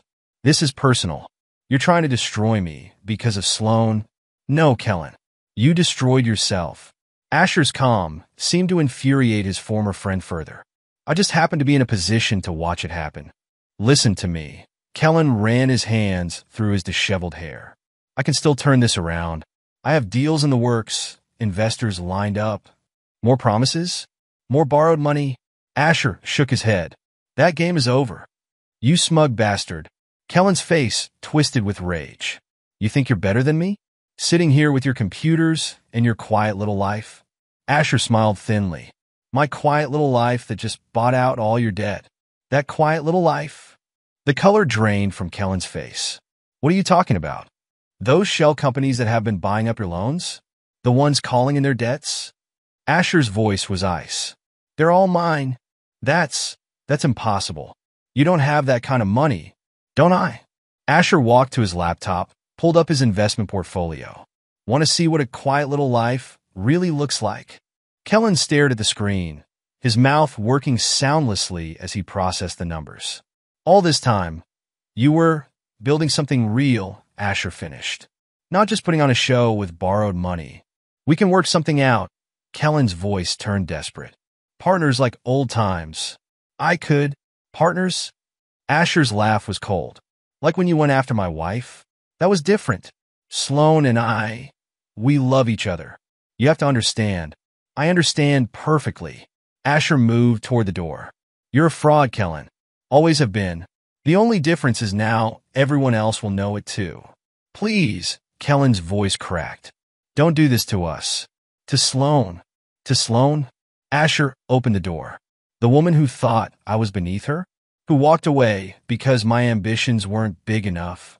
He gestured for Kellen to leave. Actions have consequences. It's time you both learned that. After Kellen left, Asher received a text from Sloan. We need to talk. Please. One last time.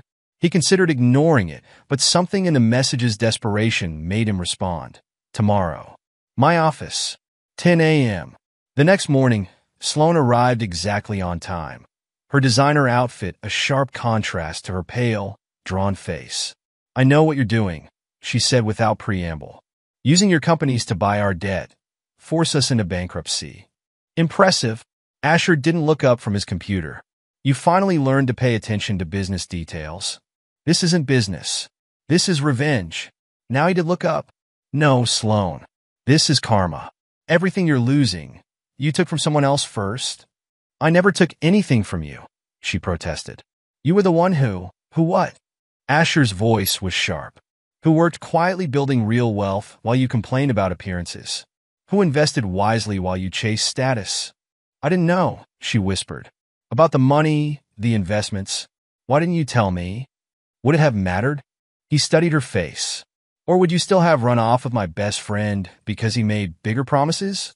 Tears welled in her eyes. We can fix this. Start over. I see now what I gave up. No, the word fell like a stone. You see what you're losing. There's a difference. Please. She moved closer to his desk. For what we once had, we had nothing. Asher's voice was ice. You made that very clear when you walked away. Now, if you'll excuse me, I have foreclosure notices to sign. She stared at him for a long moment, tears streaming down her face. You've changed?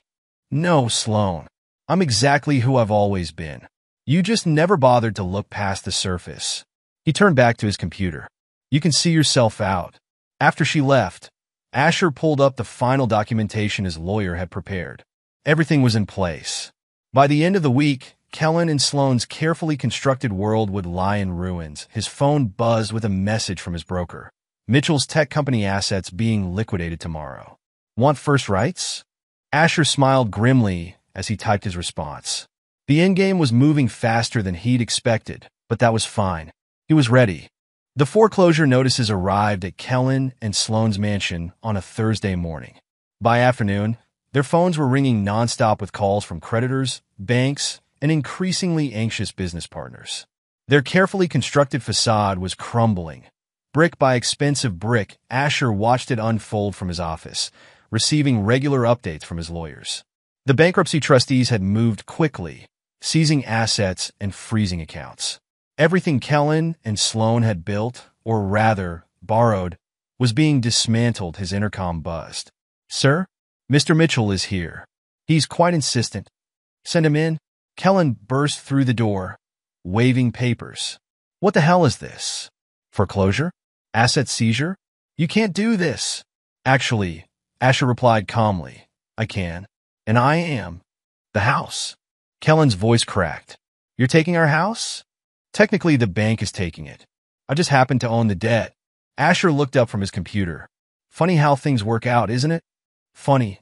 Kellen slammed his fists on the desk. You're destroying everything we've built. No, I'm exposing everything you've borrowed. Asher remained seated, unruffled. There's a difference. Listen to me. Kellen's voice turned desperate. Give me 30 days. Just 30 days to raise the capital. I have investors. More promises? Asher shook his head. That game is over, Kellen. Time to face reality. Reality? Kellen laughed bitterly. The reality is you're doing this because you're jealous. Because Sloan chose me over you. Chose you? Now Asher did stand. You mean betrayed me. Both of you. We fell in love. These things happen. Save it. Asher's voice was ice. You're not in love. You're in debt. And now everyone will know it. The door burst open again. Sloan stood there. Mascara streaked down her face. The cars, she gasped. They just took our cars. Already? Asher checked his watch. They're ahead of schedule. You bastard, she whispered. How could you do this to us? To you. Asher's laugh was cold. That's rich, coming from the woman who walked away because I wasn't ambitious enough. I was wrong.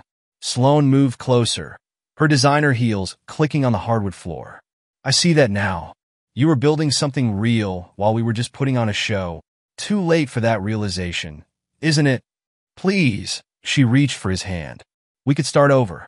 I know now what I gave up. Asher pulled his hand away. What you gave up? You mean what you threw away? What you betrayed? We can fix this, Kellen interrupted. All of us. Together. Like old times. Old times? Asher turned to his former friend. You mean when you were sleeping with my wife behind my back? Those old times? That's not fair, Sloan protested. We never meant to. To what? Get caught? Face consequences. Asher walked to the window. Well, here they are. The consequences you never thought would come. His phone buzzed with a message from his lawyer. Luxury items being repossessed now. Moving team en route to the house. You should go home, he told them. The movers will need access to collect everything. Everything? Sloan's voice was small. What do you mean, everything? The furniture, the art, the designer clothes all bought with borrowed money. Asher turned back to them. Time to return what was never really yours. Where are we supposed to go? Kellen demanded. What are we supposed to do? Not my problem. Asher sat back down at his desk. Maybe try living within your means for once. Sloane moved to his side, her voice dropping to a whisper. I know you still have feelings for me. Deep down, you must what? He cut her off. Still love you? Still want you? His laugh was bitter. You really don't get it, do you? This isn't about feelings. It's about justice. Justice? Kellen scoffed. You mean revenge? Call it what you want. Asher turned back to his computer. The result's the same. Now, if you'll excuse me, I have work to do. Work? Sloane's voice turned sharp. Still hiding behind your computers while destroying people's lives? No. Asher met her gaze steadily. Building something real. Something that will last. Unlike your marriage. Another message lit up his phone. Moving trucks arrived at the Mitchell residence. Proceedings beginning. You should go, he told them. Unless you want to watch strangers pack up your life from my office. They stood there. These two people who had once meant everything to him, now reduced to desperate shadows of their former selves. Kellen's confident swagger was gone, replaced by slumped shoulders and shaking hands. Sloane's perfect facade had cracked, revealing the frightened woman beneath. This isn't over. Kellen tried to sound threatening, but his voice shook. Actually, it is. Asher didn't look up. It was over the moment you decided to betray me. You just didn't know it yet. After they left, Asher pulled up the final reports from his lawyers. Everything was proceeding according to plan. By nightfall, Kellen and Sloane's empire of borrowed luxury would be dismantled completely. His phone buzzed one last time, a text from Sloane. I never meant for it to end like this. Asher typed his response carefully. Yes, you did. You just expected to be the one walking away. The final confrontation came on a bitter winter evening as Kellen and Sloane packed the last of their personal belongings from the mansion they could no longer afford. Asher drove there himself, wanting to witness the moment when their perfect world finally shattered completely. The house stood dark against the twilight sky, moving trucks still parked in the circular driveway. Workers carried out designer furniture and expensive art pieces, all to be sold to pay down the mountain of debt Kellen had accumulated. Asher found them in what had once been their luxurious living room, now empty except for a few boxes and scattered papers. Sloane sat on a cardboard box, her once perfect makeup streaked with tears. Kellen paced the room, his phone pressed to his ear. Listen to me, he was saying, his voice desperate. There has to be something left, some account we haven't tried. He stopped when he saw Asher. I'll call you back. Come to gloat. Sloane's voice was hollow. No. Asher stepped into the room, looking around at the bare walls where expensive paintings had hung. Come to make sure you understand exactly why this happened. Oh, we understand, Kellen spat. You couldn't stand seeing us happy, seeing us successful. Successful? Asher's laugh was sharp. Is that what you call drowning in debt? Living on borrowed money and empty promises? We had a life here. Sloane stood, her designer dress wrinkled and worn. A beautiful life. You had an illusion, Asher corrected, built on betrayal and lies. Now reality has caught up. Kellen moved toward him, fists clenched. You engineered this. Used your money to buy our debt. Force us into bankruptcy. And where did that money come from? Asher's voice was cold. The same work you both mocked. The same little computer job you thought was beneath you. I never meant, Sloane began. Never meant what? Asher cut her off. Never meant to get caught? Never meant to face consequences? We can still fix this, Kellen tried. Work something out? The three of us? The three of us? Asher's voice dripped contempt. Like when you were sleeping with my wife behind my back. Planning your perfect life together while laughing at my expense. That wasn't how it happened. Sloane protested. We fell in love. Love. Asher turned to her. Is that what you call it? Trading up for someone you thought could give you a better lifestyle? I was wrong about you, she whispered. I see that now. All this time, you were building something real while we were just what? Living beyond your means? Putting on a show. He gestured around the empty room. Well, the show's over. A moving worker appeared in the doorway. Sir, we need to take this last box. Wait. Sloane grabbed for it. That's my jewelry. All bought with borrowed money. Asher reminded her. Time to pay it back. She sank back onto another box, tears flowing freely now. Where are we supposed to go? What are we supposed to do? Not my concern. Asher's voice was ice. Maybe try living honestly for once. You've changed, Kellen said quietly. The Asher I knew would never be this cruel. The Asher you knew never existed. He turned to face his former friend. He was just a convenient target for your mockery, a stepping stone on your way to what you thought was success. Please, Sloane stood, moving closer to him. We can start over. I know now what I threw away. No, the word fell like a stone. You're only sorry because you lost everything. If your schemes had worked, if Kellen's business gambles had paid off, you'd still be looking down on me and my small ambitions. That's not true, she protested. I've changed. I understand now. Understand what? That appearances aren't everything? That real success comes from hard work, not borrowed money. He shook his head. Too late for those lessons, don't you think? The last moving truck started up outside, engine rumbling in the gathering darkness. Soon they would have to leave this house, this monument to their greed and betrayal, forever. You taught me something valuable, Asher said quietly. Both of you did. What's that? Kellen asked bitterly. That appearances matter more than loyalty. He looked between them. Now you've lost both. Asher, wait. Sloane reached for his arm as he turned to leave. There must be something, some way. He pulled away from her touch. Goodbye, Sloane. Goodbye, Kellen. Try not to borrow your way into another disaster. Walking out of the house, Asher felt no triumph, no joy in their downfall. Only a quiet satisfaction that karma had finally caught up with them. They had built their happiness on betrayal and lies, and now they would face the consequences of those choices. In the months that followed, Asher focused on his work, growing his empire larger than ever. He invested in causes that mattered to him, building something lasting and real. Sometimes he heard rumors about Kellen and Sloane, their divorce, their separate struggles to rebuild their lives from nothing, but he never reached out, never responded to their occasional desperate messages. Some betrayals couldn't be forgiven. Some bridges couldn't be rebuilt. They had made their choices, and now they would live with them. Sitting in his office one evening, watching the city lights twinkle below, Asher reflected on how far he'd come. Not just in terms of wealth or success, but in understanding himself. He didn't need flashy displays or constant validation.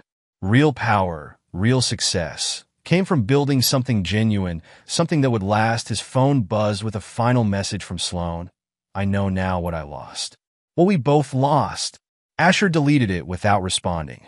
Some lessons came too late to matter. Story 4. I wish I could describe in a fancy or unique manner how I found out my wife was cheating on me, but I can't. It happened just like a cliché from a poorly written story. I work at an auto parts factory, specifically making brakes. It's not glamorous work, but it pays the bills. I'm one of the fortunate ones. I spend 8 hours a day from 4 to midnight, 5 days a week, operating an ancient machine.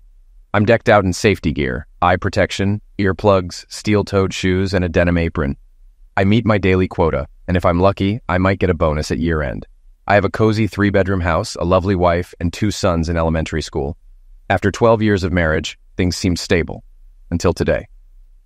We have 5 stations assembling the brake shoes, all powered by compressed air. In the 8 years I've been here, we've had no issues with the equipment. However, today, halfway through the shift, the compressed air system malfunctioned. The air needs to be completely dry to function properly, filtered and dehydrated by automatic equipment. But today, it failed. The dehydrator system didn't expel the collected moisture as it should have.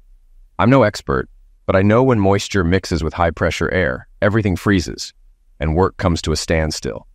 Instead of waiting around, they sent us all home without pay, naturally. It's ironic, my whole life disrupted by high humidity. Upon entering the bedroom, I observed a scene where a hairy back was moving on top of my wife, Marcy. Naturally, I turned on the overhead light, realizing that Marcy wasn't asleep. She expressed annoyance at my presence, asking what I was doing there. I anticipated fear, apology, or shame from her, but instead she seemed angry. I inquired about her anger, to which she responded by accusing me of knowing exactly what was happening. She expressed regret that I had to witness the situation, but blamed me for not coming home on time. According to her, if I had been on time, the other person wouldn't have been there, and she wouldn't have been caught. The guy, previously obscured by the bed, now turned to glare at me with a smirk. Marcy half-heartedly pulled the covers up for modesty. My mistake was grabbing him as he got off the bed. He seemed much larger standing than lying down. For my trouble, I received 2 incredibly hard blows to the ribs. I never managed to land a punch. Before I knew it, I was on the floor, struggling to breathe. I think I got drub on the side of my head, and that's the last thing I remember. I woke up in the hospital emergency room, my ribs being bandaged by a medical technician. Marcy sat nearby, looking disgusted. The technician finished up and left the room. "Marcy, who was that guy? And why was he in our house?" "His name's Tony. He's a friend, and I invited him over." "You were with him? You were with him in our bed? Our kids were sleeping down the hall." "Yeah, I know. If you hadn't made a scene, they wouldn't have woken up. I had to get my sister to watch them so I could bring you here." "What was he doing here? How many times are you going to ask?" "Tony and I have been seeing each other for about 6 months. We were trying to keep it from you. We don't usually come here, but I couldn't find a sitter." "Is it over now?" "No, it's not. Danny, you're a good dad and husband, but Tony's great in bed. I don't see why we should end it just because you found out. But I promise we won't meet here anymore. It's not fair to you or the kids." "I'm sorry, Marcy. That's not okay. It ends now." "Danny, if you try to interfere with my relationship with Tony, you'll regret it. He smack you easily and he'll do it again. If you do anything, everyone will know you're a loser. Our friends, family, even your coworkers. Your life will be a nightmare. Don't you care what anyone thinks? You'd stoop that low just to hurt me?" "If I have to, but I doubt you'll risk it. Tony thinks you're a loser, and I agree. You'll have to live with it, Danny boy." "Who is he anyway? Where does he work?" "He doesn't work. He owns Continental Classics, the luxury car place on Lancaster Pike. You know, the one you always wanted to visit but never did. He's richer, smarter, and better in bed than you. He's also stronger and better with his fists." "Why not marry him if he's so great?" "That's why I keep you, darling. Tony doesn't want kids, and I won't give mine up. You'll play house while he gets the love. You either accept it or everyone will know what a loser you are. And by the way, I'm moving your stuff to the guest room. No need to share a bed now that it's out there." "Who watched the kids when you were with Tony?" "Usually Karen, sometimes your parents. Speaking of which, Karen introduced me to Tony. I'll thank her later." They discharged me the following morning. Marcy wasn't around. I debated calling someone or taking a taxi. The taxi won. With the kids at school and Marcy absent from home, all my clothes and personal belongings were stacked on the guest bed. I anticipated Todd and Terry might have questions about the situation, but I decided to let Marcy handle it. Setting up my new living space took less than an hour. Various thoughts raced through my mind. However, there was no way I was going to let things unfold as Marcy intended. My first move was retrieving my old phone recorder from the basement. Although it only functioned with the landline, it was my only option. Marcy primarily used her cell phone for calls. Setting it up and concealing it behind some old paint cans took about 20 minutes. It was a starting point. Feeling terrible, I still mustered up enough to return to work. They offered me pain pills, but I hesitated to take them and then operate machinery. Opting for a couple of heavy-duty Tylenols instead seemed like the better choice. Marcy had seriously misjudged my relationship with my coworkers. I divulged everything that occurred the previous evening to them. They all brainstormed ideas, some better than others.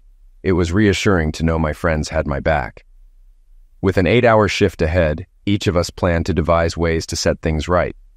During our mid-shift break for supper, Glenn spoke up first. "Any ideas?" "I don't have one, but I have a cousin who works for DeMarco. He does vehicle detailing and despises him. He could provide intel on the business, buildings, or work shifts," Glenn shared. "That would be helpful, Glenn. Anyone else?" "Danny?" Barry offered. "I have 2 muskets and 2 pistols. You're welcome to any of them. None are registered, so there's no concern there." "Thanks, Barry, but that's a bit more extreme than I was considering." "Don't even want to hear my idea?" Freddie interjected, followed by some laughter. "Tell us, Freddie, come on," the group urged. "I thought we could tie him to a tree, legs spread, and build a bonfire Indian style between his legs." Although Freddie's idea was well received, it was unanimously rejected. Kyle, who hadn't shared yet, faced everyone's expectant gazes during lunch. "What? Don't give me that look." "Yeah, I've got an idea, but it's a bit out there." "Go on, Kyle." "I recall reading about a prison in Arizona that dressed love-making offenders in pink jumpsuits to humiliate them." I know Tony isn't a love offender, but something like that could embarrass him. You mean put him in a pink jumpsuit? Wouldn't he just take it off? I was thinking if we could get to him, tie him up, and then spray paint him entirely with pink. That might do the trick, but he'd know who did it. You've got to knock him out first, then leave him tied to the chair until he's discovered. Do we use medications or just punch him? What's your plan? I can grab a taser. All you have to do is sneak up and shock him. You're making it sound easier than it probably is. How do we catch him alone? And how do we approach without him noticing? I don't have all the answers. Just thought it was an idea. The buzzer signaled another 4 hours on the machines. My quota was down, so the other guys pitched in to help. Marcy was already in bed when I arrived home, keeping her promise not to bring him into the house. I had no clue what to do. Most of the ideas with the guys were like high school pranks. Might as well leave a flaming bag of dog poop on his doorstep. I needed genuine revenge. At noon, I got up. With the kids at school and Marcy moving around, I showered, shaved, and headed out. Morning, husband. No kiss? She smirked by the sink. Ignoring her, I left. Her comment didn't warrant a response. I needed lunch and alone time. The afternoon was spent killing time, figuring out how to get back at my wife's lover without causing trouble. Work awaited, and I needed to prepare. I decided to stop eating at home, the only time with the boys, but I couldn't stomach Marcy's cooking. Before I knew it, it was time for work. Things were normal until supper break when Carl announced proudly that he had a taser in the car for self-protection. He reminded Danny not to forget to pick it up and asked if Danny had ever used it. Danny replied that he hadn't, but they could try it out, eliciting groans from the others at the table. Despite the lack of new ideas, they all showed support for Danny, which made him feel better knowing he had friends. At home, the routine was ordinary, although working the graveyard shift had disrupted sleep patterns. Todd and Terry, up earlier than usual, suggested going to Chuck E. Cheese, which Marcy didn't mind since they'd be out all day. Marcy informed Danny that he would need to take a few vacation days as Tony's friend Wally would be visiting from Detroit next week, and they planned to go on a cruise to Cancun. She suggested that if Danny couldn't take the time off, he should ask his parents. Danny expressed skepticism about Marcy's plans, questioning her intention to go on a sea cruise with 2 guys. Marcy defended herself, saying it wasn't as questionable as Danny implied, and explained that Wally would be sharing a room with Karen, who had been friends with him for years. Danny responded sarcastically, acknowledging that it seemed dandy. He made a mental note to thank Karen later. Despite being up early, it seemed like it would be a long day. To pass time before Chuck E. Cheese opened, we visited the nearby Hobby Lobby. The boys were old enough to assemble most of the plastic models there. The end results weren't impressive, but they had a blast. I let them explore while I marveled at the crafts available for creative homemakers. If Marcy had been into crafts, maybe she wouldn't have brought home that hairy gorilla. Too late now. I was thrilled to find rows of designer paint and spray cans. There they were, 6 beautiful pink cans. They didn't hold as much as the ones at Lowe's or Home Depot, but they were pink. It was the only place I'd seen paint that color in a spray can. I took it as a sign and bought all 6. Todd chose a monster truck kit and Terry picked a tugboat. Plastic tugboat models were news to me. Before leaving, I grabbed a package of 10 large plastic cable wraps about 18 inches long. They looked sturdy enough. Chuck E. Cheese was ready by then. The kids spent about 4 hours and 2 pizzas there before they got tired. We fed ducks in the park with cheap bread before heading to my parents' house. They were glad to have us for supper and the evening. Todd and Terry watched TV most of the night, while I briefed Dad on the situation with Marcy. I realized I was telling people about it before Marcy could. Her threat seemed less significant. Dad promised to take care of the boys, which eased my mind. Around 9 o'clock, I called Marcy to say we'd be staying at my parents' house. Got the machine. After a big breakfast at IHOP, we found Marcy still in bed. I started mowing the lawn while the boys worked on their models. Even though it was a beautiful day outside, I let them go. I decided to make a full day of the lawn work, including edging and pruning. Things didn't go as fast as usual because I found myself chatting a lot. I had hedge clippers but borrowed a set from Mike Fielding across the street. His wife, Mary, loved gossip. I warned Mike about unfamiliar cars at our house because Marcy would entertain male friends. If they got rowdy, he should call the police. It was hard for me to manage things since I work nights. Larry Finley, from the local church board, lent me a spark plug wrench. I apologized for Marcy's recent behavior. Of course, he was curious about what I meant. Larry was even more of a gossip than Mary Fielding. In just 10 minutes, he had enough gossip to last a month. I skipped lunch and wrapped up work around 4 in the afternoon. After a quick shower, I headed to Rosie's Cantina and treated myself to the priciest dish on the menu, I'm not exactly sure what it was, but it was delicious. I spent the evening with my brother Dave and his family. Dad had already filled him in on the situation. I crashed on his couch for the night. My wife had a grand scheme. She intended to coerce me into compliance by threatening to expose me as a betrayed man. If I didn't endorse and back her infidelity, she'd make my life hell. It was an intriguing plan, but it had many flaws. In less than a week, I'd already spilled the beans to everyone. That pretty much nullified her threat. I also managed to portray her as a cheap tramp more effectively than she could have imagined. I don't think she foresaw any backlash. The next afternoon, when I stopped by the house to change for work, Marcy was waiting for me, visibly upset. She mentioned that Karen had informed her about rumors circulating among the neighbors that she was running a brothel at night. I reassured her that I had simply told the neighbors that she might have male visitors while I was at work and advised them not to be concerned about it.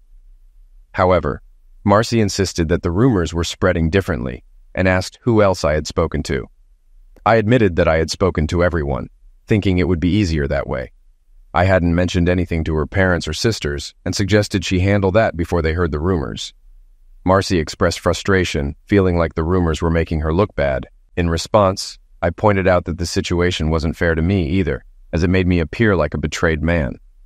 Marcy apologized but said she had to leave for work.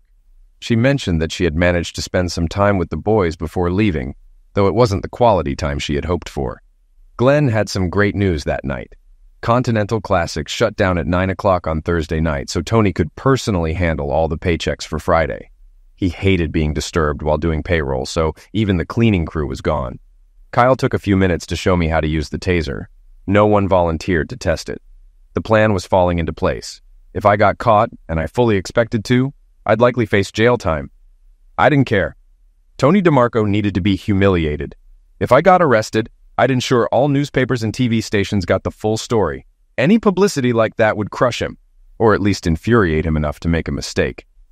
For the next few days, I only went home to sleep, shower, and change clothes. I hadn't eaten a meal at home since that first day. Finally, Thursday arrived. I arranged for my truck to have a dead battery, so Kyle picked me up. The floor supervisor rarely bothered the brake guys too much. As long as we met our quotas and maintained quality, they left us alone. The OSHA requirements for the job would work in my favor. With our apron gloves and welding goggles, we all looked pretty much the same.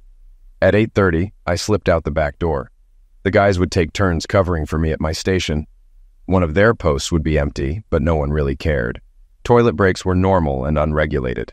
The main thing was to create the illusion that I never left. I entered the staff entrance at Continental Classics and headed directly to the restroom. Around 9 o'clock, someone quickly checked the area before turning off the lights. 10 minutes later, I donned latex gloves and exited the restroom into a dimly lit office area. Tony's desk overlooked the showroom, so his back was turned to the door. It seemed easier than I had anticipated. Despite having a computer in front of him, he was using an old adding machine with paper tape. He didn't hear my approach. I zapped Tony with the taser on the back of his neck. His body idioted upright, and fearing he might turn around, I administered another shock. This time, he twitched a bit before relaxing. Perfect. I secured 2 plastic cable wraps on each limb and brought along an old necktie to use as a blindfold. He cooperated without resistance. I rolled his chair to the showroom window. He would be perfectly visible when his staff arrived for work in the morning. The paint, a pretty pink color, required more coats than expected. It was absorbed into his clothing quickly, necessitating at least 3 coats in each area to achieve the desired effect. I just had enough paint, but barely. He looked quite striking in pink. After completing the task, I carefully packed everything back up. I had anticipated Tony waking up during the process, but he remained still. I had also planned to remove the necktie blindfold before leaving. I checked my watch several times, well within the time frame I had set, but I still wanted Tony awake before I left. 5 minutes later, I started to worry. I attempted to feel for a pulse without success. Perhaps the latex gloves hindered my sensitivity. I removed one glove and tried again, but still no pulse. Trying to find a pulse on his neck like on TV yielded nothing. I removed the blindfold and touched his eyeball with a pencil tip. No blink, no reflex. Needless to say, panic set in. I regained my composure, put the latex glove back on, and wiped everything I might have touched. I pocketed the necktie and cut off all the plastic ties. Removing them revealed marks from the pink paint, which looked odd. The white skin under the necktie made him resemble a pink raccoon. After ensuring I didn't overlook anything, I left for work. On the way back to the shop, I disposed of all items, including the taser, in a storm sewer. 10 minutes later, I was back at work making brake shoes. No one noticed my absence. After the shift ended, I informed the guys of what happened. They were all accessories, so I was confident nobody would speak up. Freddie was impressed, and none of them seemed concerned. Kyle drove me home, and we both noted the time of his drop-off. I didn't manage to sleep as long as usual. Around 10 o'clock, Marcy burst into my room. "What on earth did you do? What did you do, you little idiot?" Naturally, I just rolled over and gave her a puzzled look. "What in the world are you talking about, woman? Tony's dead. Karen called and said they found him in his office this morning. Dead. I suspect you had something to do with it. And I'll make sure you pay, you idiot." That was the second time she called me an idiot in 5 minutes. It was pretty clear I wouldn't be getting any more sleep, so I stumbled out of bed and went to the bathroom. Not eager to face Marcy's wrath, I took a long, hot shower and shaved slowly. I even put on a bit of aftershave just to annoy my dear wife. I never made it to the coffee pot. A tall man stood in the living room conversing with Marcy. His hair was closely cropped and he wore a dark suit. The witch had called the cops, no doubt about it. I shook my head and headed into the kitchen for my first cup of the day. Marcy wore a sarcastic smirk as I settled into my favorite recliner. My uninvited guest followed suit. "Mr. Mercer, I'm Detective Darnell Green with an E. I'm here regarding the pass-away of Anthony DeMarco last night. Your wife mentioned you and Mr. DeMarco had a disagreement last week, and I was wondering if I could ask you a few questions." "Sure, no objections, but not here." "What do you mean? If you want to talk, let's do it in your office, not in my home. Is that okay with you?" I couldn't help but notice the frown on Marcy's face. I was pretty sure she had expected to be part of the conversation. "Your car or mine, Mr. Mercer?" "I have a few other things to attend to, so I'll meet you there." "Any particular office?" "Second floor, rear room 206. Just turn right when you get off the elevator. I'll see you shortly." Marcy was seething as I put on my shoes.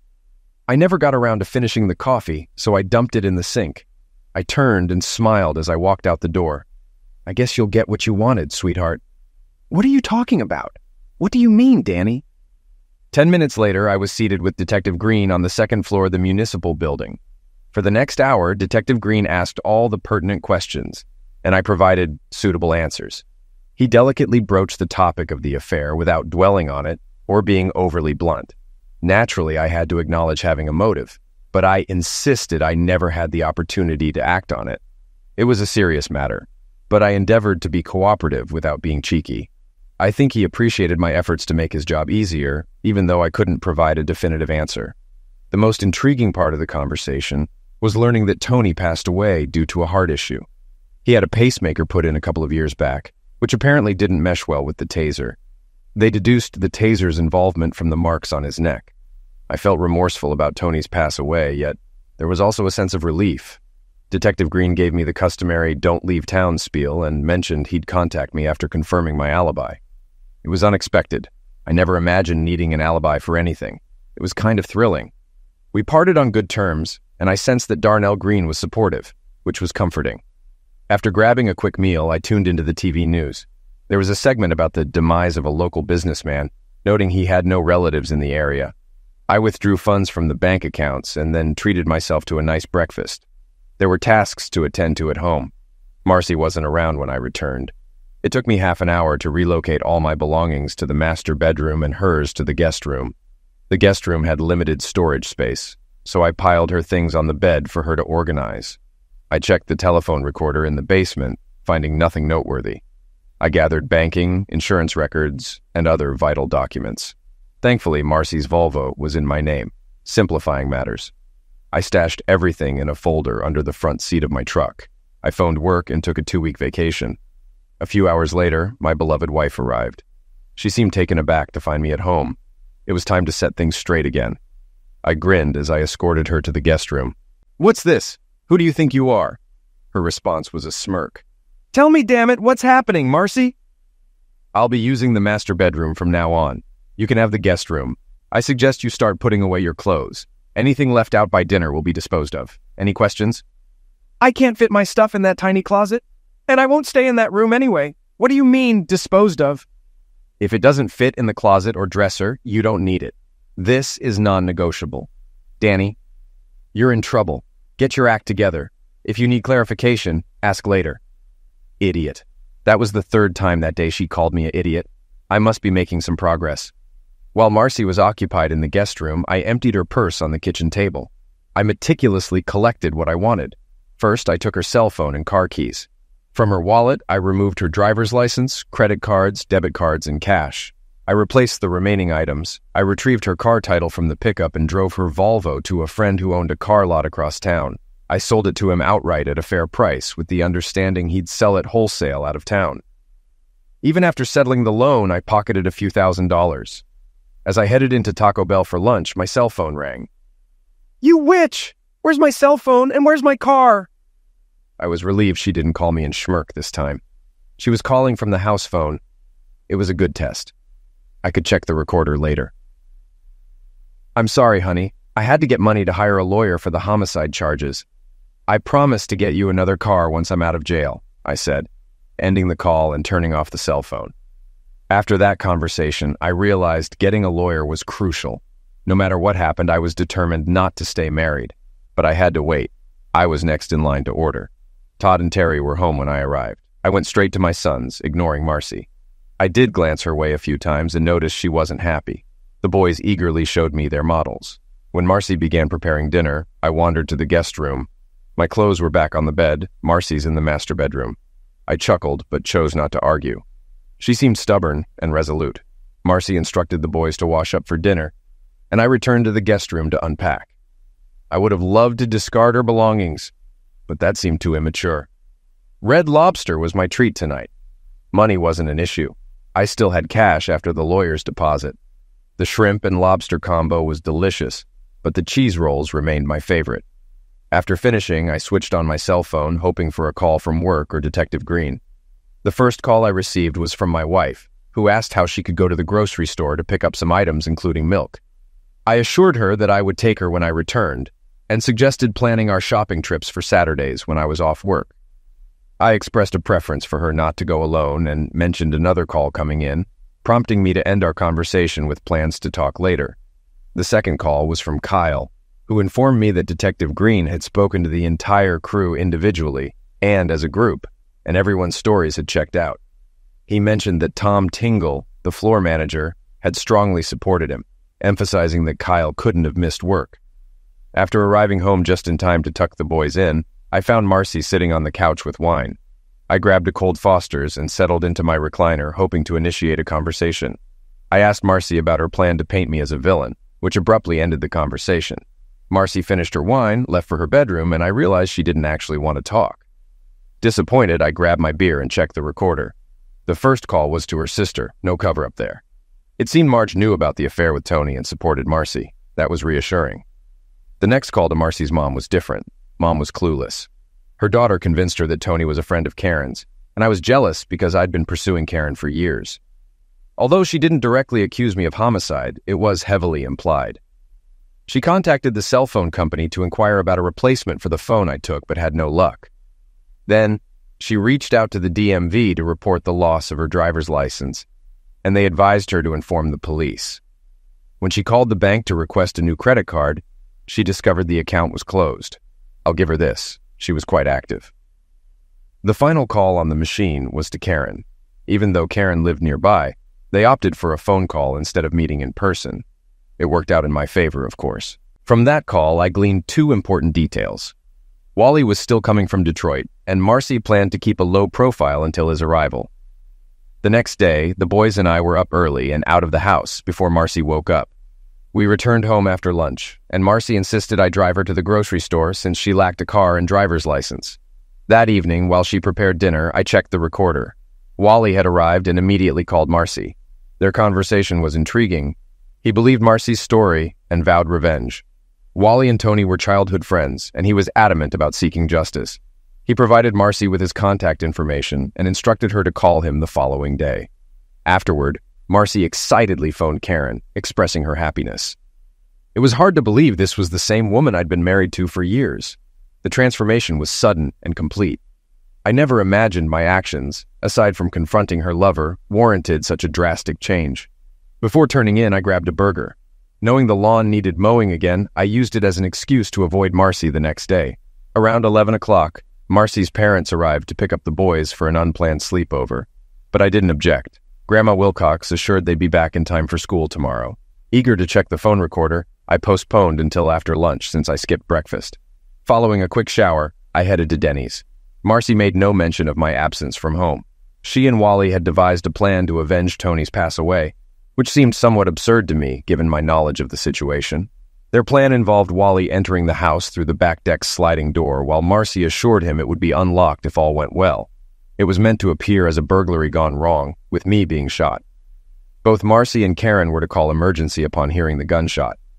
At that moment, I realized I hadn't updated my insurance policy beneficiaries. As I left, I sarcastically blew a kiss to my wife, receiving a finger in return.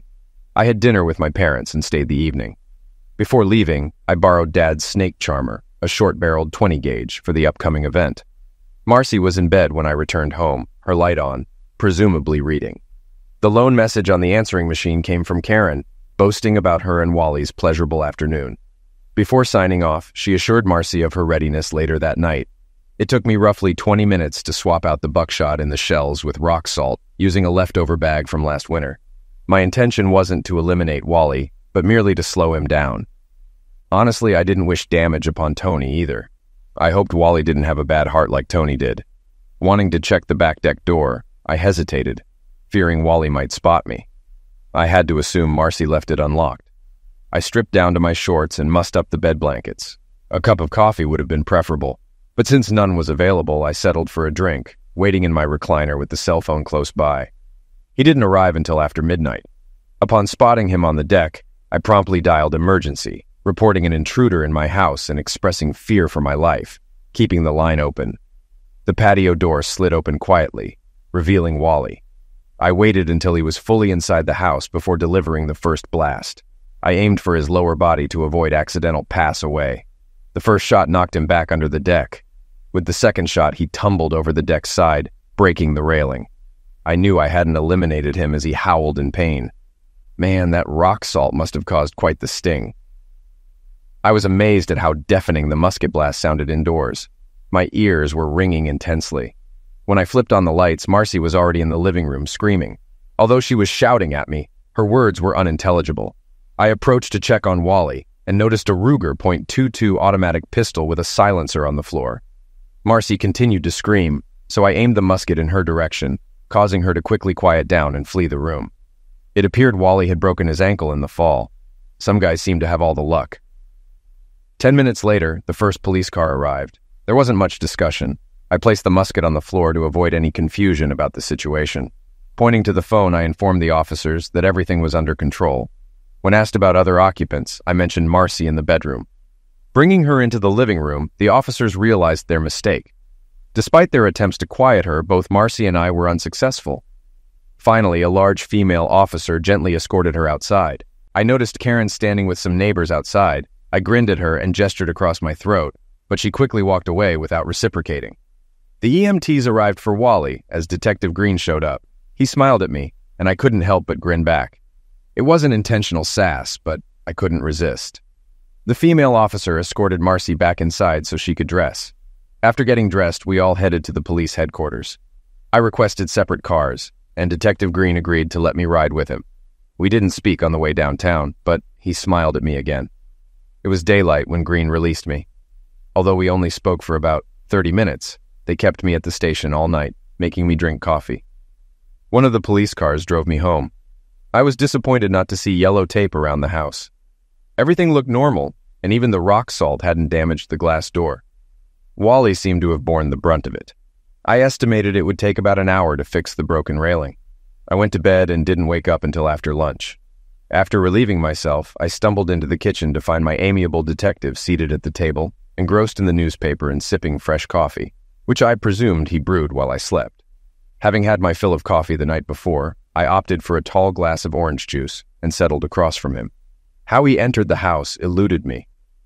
"You're quite the chill guy, Mr. Mercer," he remarked, his eyes fixed on the paper. Uncertain how to reply, I remained silent, unsure if he was toying with me. Finishing his coffee, he finally spoke. "Detective Green, I need a shower, a shave, and some lunch. I'll treat, unless it violates some police protocol." "Take your time, Danny. I've got all day." Heading to the shower, I pondered when he found time to sleep. Lunch comprised 2 hefty pulled pork sandwiches, and Green even joined me in washing them down with a beer. As the silence grew palpable, he broke it. "You were itching to ask me questions, weren't you, Mr. Mercer?" "Funny, I had the same thought about you," I retorted. Green flagged down the waiter for 2 more drafts. "I spent the whole night grilling you. Now it's your turn." "All right, first off, where's my wife?" "She's still in custody. Charges will be filed this afternoon." Downing my beer, I processed the unexpected news. I had a flood of inquiries, but delving deeper risked exposing myself. Opting to retreat, I remarked, "Nice to see Marcy's folks rallying for her. As I won't be." "No more questions, Detective Green. But if you need to spill, go ahead." He chuckled, taking a swig. "One more thing. Did you happen to overhear or record any conversations between your wife and Mr. Williams?" "You mean Wally?" That earned me a smirk. "If I did have such a recording, would you want it?" "I'm unsure. If things unfold as I anticipate, it may not matter. But if they get skilled lawyers, having such evidence could be troublesome, right?" "You're onto something. I'm just trying to streamline my job. I'll manage without a hypothetical tape." I nodded slightly. "Thanks, Danny boy. I think I should drive you home. Your boys will return from school soon, needing their father." We reached the house just as Todd and Terry disembarked from the school bus. They approached us, and I introduced them to my new detective companion. Eager to see his badge, they expressed interest. However, the mood shifted when Green inquired, "So, who built the tugboat and who assembled the monster truck?" "I built the truck!" Todd exclaimed proudly, while Terry declared, "I did the tugboat. Want to see it?" With a promise of possibly inspecting them another time, Terry departed, leaving me stunned as he walked to his car with a satisfied grin. He knew about the pink paint predicament, holding the upper hand. Helpless, we ordered pizza for dinner, and the boys didn't inquire about their mom's whereabouts. After supper, Marcy's dad called, seeking assistance to raise bail money for her release from jail. Politely declining, I wondered if he truly comprehended the situation, but at least he tried to be a supportive father. Inquiring about her accommodation, he hesitated before stating she would stay with them. We assisted in loading Marcy's belongings into the pickup and dropped them off without issue. Returning home, I noticed a U-Haul truck in Karen's driveway, vanished the next morning. Marcy never reached out, leaving me to glean updates from the daily newspaper. I felt deliberately excluded from the unfolding events. There was no trial. Marcy pinned all blame on Wally, who countered it was her idea. Both accepted pleas, with Marcy receiving 3 to 5 years for conspiracy to commit homicide, and Wally receiving 5 to 10 years for attempted homicide. Federal authorities were consulted regarding Wally's silencer but postponed action until he completed his initial sentence. Detective Green didn't require the tape and ceased mentioning it. Karen disappeared without a trace. My dad reclaimed his musket, jesting that I might need it again. Chuckling, he mentioned Marcy served me with divorce papers. Once her jail term began, she didn't contest anything. I sensed she wanted nothing to do with me since I hadn't seen or spoken to her since the night I shot Wally. I sold the house and moved back in with my parents as I couldn't balance work and caring for the boys alone. My colleagues welcomed me back, and although offered a switch to the day shift, I declined. I regularly took the boys to visit their mother at Muncie Women's Prison. During these visits, I remained in the car, typically less than an hour, sometimes outdoors in good weather, observing them through the chain-link fence. I refrained from discussing the visits with them and requested they not share any details. It seemed to suit all of us well, and everything seemed to be going smoothly until I received the phone call. "Hello, is this Daniel Mercer?" "Yes." "I'm Angela Hawkins. Detective Darnell Green suggested I reach out to you. There are matters we need to discuss." "I'm aware. But why do you want to talk to me?"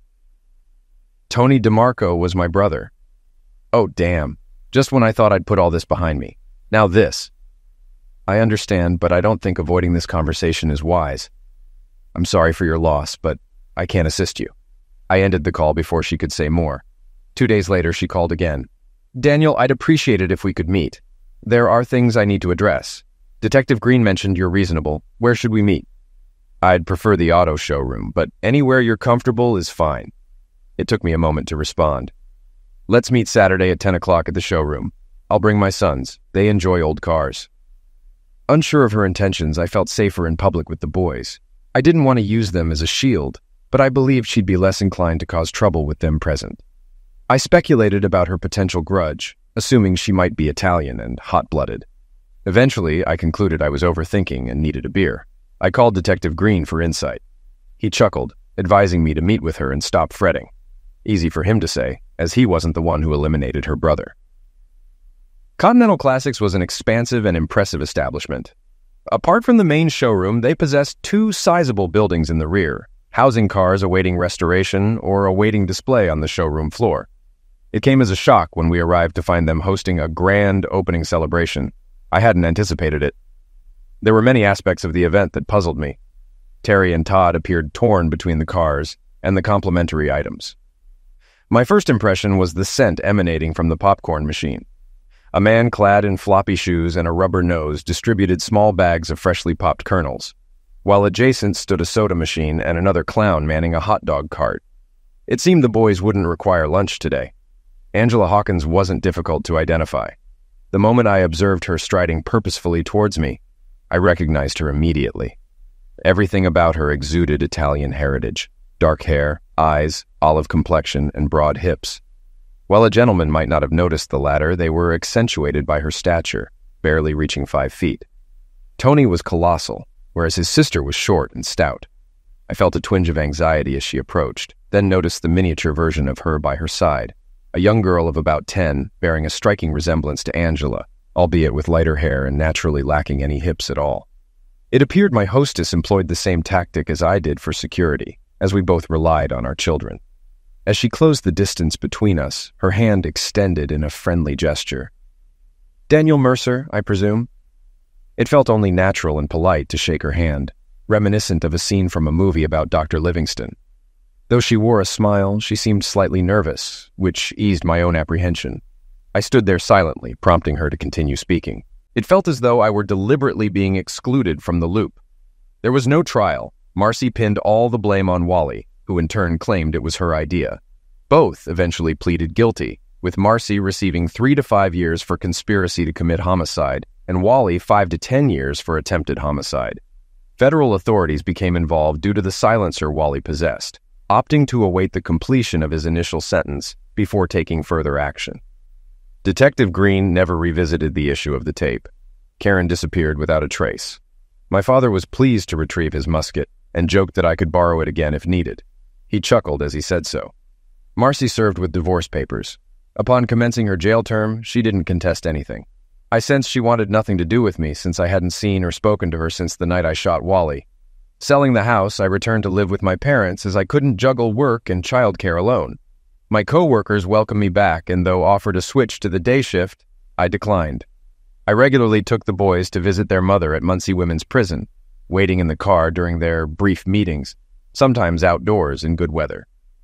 I refrained from questioning them about the visits, asking them not to divulge anything. This arrangement seemed to suit us all well, and everything appeared to be running smoothly until I received the phone call. "Hello? Is this Daniel Mercer?" "Yes. I'm Angela Hawkins. Detective Darnell Green recommended I call you. There are things we need to discuss." "I understand, Detective Green, but why do you want to talk to me?" "Tony DeMarco was my brother." "Oh, darn. Just when I thought all this was over. Why does this have to happen?" "I don't think that's a wise idea. I'm sorry for your loss, but I can't assist you." I ended the call before she could say more. 2 days later, she called again. "Daniel, I'd appreciate it if you could meet me. There are some things I need to say. Detective Green mentioned you're reasonable. Where would you like to meet?" "I'd prefer the auto showroom, but anywhere you're comfortable works." It took me a moment to decide. "I'll meet you Saturday morning at 10 o'clock at the showroom. I'll bring my 2 sons. They enjoy looking at old cars." I didn't know her intentions, but felt safer in public with my boys. I wasn't using them as a shield, but hoped she'd be less likely to do anything. I realized I was overthinking. I needed a beer. I called Detective Green, who laughed and advised me to meet with her and stop worrying. Easy for him, he didn't eliminate her brother. Continental Classics was an impressive place with a main showroom and 2 large buildings at the back for cars needing restoration or display. I was surprised to find they were having a grand opening celebration. There were many things I didn't understand. Terry and Todd seemed torn between the cars and the freebies. The first thing that caught my attention was the smell of the popcorn machine. A person with floppy shoes and a rubber nose was handing out small bags of hot popped kernels. Nearby, there was a soda machine and another person with a hot dog cart. The boys wouldn't need lunch today. It wasn't too hard to recognize Angela Hawkins. I knew right away as she walked directly toward me with a slow and determined stride. Everything about her exuded Italian heritage. Dark hair, dark eyes, olive complexion, and broad hips. I suppose a gentleman wouldn't notice her hips, but they were emphasized by her height, barely 5 feet tall. Tony appeared imposing, and his sister had a sturdy build. I felt a bit uneasy as she approached, but my apprehension lessened when I noticed the smaller version of her by her side, a young girl of around 10 who closely resembled Angela, albeit with lighter hair and a less developed physique. It seemed we both found comfort in the presence of our children, a somewhat pathetic realization. As she came closer, she extended her hand in a friendly gesture, addressing me as Daniel Mercer. I shook her hand, feeling a sense of familiarity akin to a scene from a movie about Dr. Livingston. Despite her smile, she seemed slightly nervous, which helped ease my own discomfort. I chose to remain silent, prompting her to continue speaking. She expressed her intention for both of us to learn the business thoroughly enough to take control, emphasizing the need for me to assert myself in the meantime. Angela admitted that she was a nice person, which led Tony and his wife to attempt to take advantage of her. Her tone became more relaxed as she remarked on the unsuccessful outcome for Tony and his wife. I found her comment oddly amusing and chuckled. Over the next half hour, we discussed the terms of our arrangement. Angela offered better pay and benefits compared to my factory job, with the option to return if things didn't work out, although I hoped they would. Todd looked unwell on the way home, likely from too many hot dogs and sodas. Meanwhile, Terry seemed to enjoy himself, chatting with Carla more than inspecting cars. A positive sign. Todd got sick in the truck and skipped supper. I started work the following Monday. Things unfolded as Angela predicted. I quickly familiarized myself with the operation and gained support from employees, particularly Glenn's cousin, my staunchest ally. Most wanted the business to thrive and readily reported any misconduct. Angela delegated firings to me, a task I surprisingly relished. I lived up to my reputation. Detective Green visited for coffee often, though our conversations remained light. Eventually, he shared a personal story. 3 years ago, I was a cop in Philly. I returned home one day to find my wife in bed with my supervisor. I attacked them and threw my wife out. The department gave me the ultimatum to quit or be fired. A week later, I found work here. Before leaving, I ensured my wife's lover lost his job. I didn't press for more details. At least now, I understood why he seemed to favor my side. The boys agreed not to inform their mother about my new job. During visits, they casually mentioned the lengthy drive, but understood it was unavoidable. I felt it was crucial for Marcy to see her sons, not for her sake, but to inflict emotional pain. I know it's a terrible way to involve your kids, but I derived some twisted pleasure from it. Angela and I were spending more time together at and after work. One weekend, the boys insisted on taking her and Carla to Nobles Grove. Mostly we stayed close to home due to our living situations complicating any romantic prospects. While I was keen on a closer relationship with Angela, it wasn't feasible. I still resided with my parents and the boys, while Angela and Carla shared a small studio apartment. Since the business exceeded expectations, Angela discussed purchasing a house. She spent hours online searching for the perfect one. My first realization came when she mentioned wanting a 4-bedroom home for the boys. Danny, I think it's important for each boy to have their own room. It's better to address this now than later. Don't you agree? I recognized the question as a setup and sensed Angela viewed me as more than just an employee. The possibility of romance seemed promising. Yeah, I think that's a great idea. A split bedroom plan would also be beneficial. I don't like the idea of them being too close to the master bedroom, I added before leaving the office. Angela sported a small smile, marking our peculiar relationship. Though we never engaged in lovemaking or closeness acts, I felt closer to her than I did to Marcy in 12 years. 2 days after finalizing my divorce from Marcy, we all celebrated at Red Lobster. While the kids were unaware of the reason, Angela knew. Later at the apartment, while the kids watched a pay-per-view movie, Angela kissed me in the kitchen. We hugged and giggled until Carla caught us. "Whoops! Sorry, Mom," she said before adding, "It's about time." Angela and I behaved ourselves for the remainder of the evening, eagerly anticipating what lay ahead. The following day, while the kids were at school, Angela and I decided to take an extended lunch break and return to the apartment with a sense of pent-up energy. We didn't resume work until just before the end of the workday. As time went on, we continued to take numerous extended lunches, and Angela became increasingly serious about finding a new house. Detective Green would often drop by for casual visits, sometimes admiring the cars. He developed a liking for a Studebaker Hawk previously owned by Roger Ebert, and Angela offered him a good price for it. Unexpectedly, Angela requested that I take her to see Marcy. Despite our reduced number of trips, Marcy didn't seem to object. I asked if there was a specific reason for the visit, to which Angela replied, "Closure." Although I understood the term, the concept felt somewhat abstract to me. I offered to accompany her, but Angela insisted that I simply drive her there, stating that I didn't need to be present during the conversation. On a warm, sunny fall day, we arrived at Muncie. Since the inmate visits were held outside, I parked by the fence.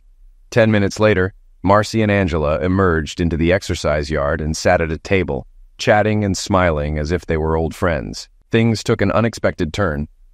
After 5 minutes, Marcy's smile vanished, and she leaned across the picnic table, scowling at her visitor. Meanwhile, Angela remained cheerful. Suddenly, Marcy lunged across the table, attempting to grab Angela. The commotion was swiftly quelled by several guards who escorted my ex-wife back into the building, where she protested vehemently. Angela glanced at me, smiled, and shrugged before departing the visitors' area. She was still grinning when she returned to the car. "What was that all about?" I questioned. "Your ex-wife is quite touchy," Angela remarked with a hint of amusement. After driving for several miles, she turned slightly, straining against the seatbelt. I introduced myself, and she seemed pleased to see me. Everything was fine until she thought I was on her side. I admit I may have misled her a bit at first. "How so?" I inquired. I told her I came from Baltimore seeking revenge. That seemed to satisfy her because she thought I meant against you. "Absolutely. What I really meant was that I intended to seek retribution against Tony by assuming control of his business. I suppose you can still seek revenge against a deceased person, right?" "All right, but what caused her to become so upset?" "She wanted specifics, like when, where, and how." Naturally, I knew she was referring to you. Now I was becoming intrigued. I informed her that it would take a considerable amount of time and inquired if she wished to be kept updated on the progress. She eagerly consented and insisted on knowing precisely how I planned to accomplish it. When I divulged my strategy, she became furious. She completely lost her composure. It was quite remarkable. All right. How on earth do you plan to eliminate me?" "No, I genuinely want to know." Her smile widened. "I informed her that I intended to exhaust you to pass away." "That's all?" "Indeed. Isn't it amusing? I thought she might become angry, but I never anticipated her reaction to be so extreme." There was a brief moment of silence. We both sat there smiling. I felt immensely proud of her. "When do you intend to commence this endeavor?" "As soon as we arrive at the next motel, silly." 2 months later, Angela and I tied the knot. It was a carnal ceremony in the backyard of our new residence. Angela sent Marcy a wedding invitation along with a brief note enclosed. "Everything is proceeding as planned. You should be deceased in 40 or 50 years.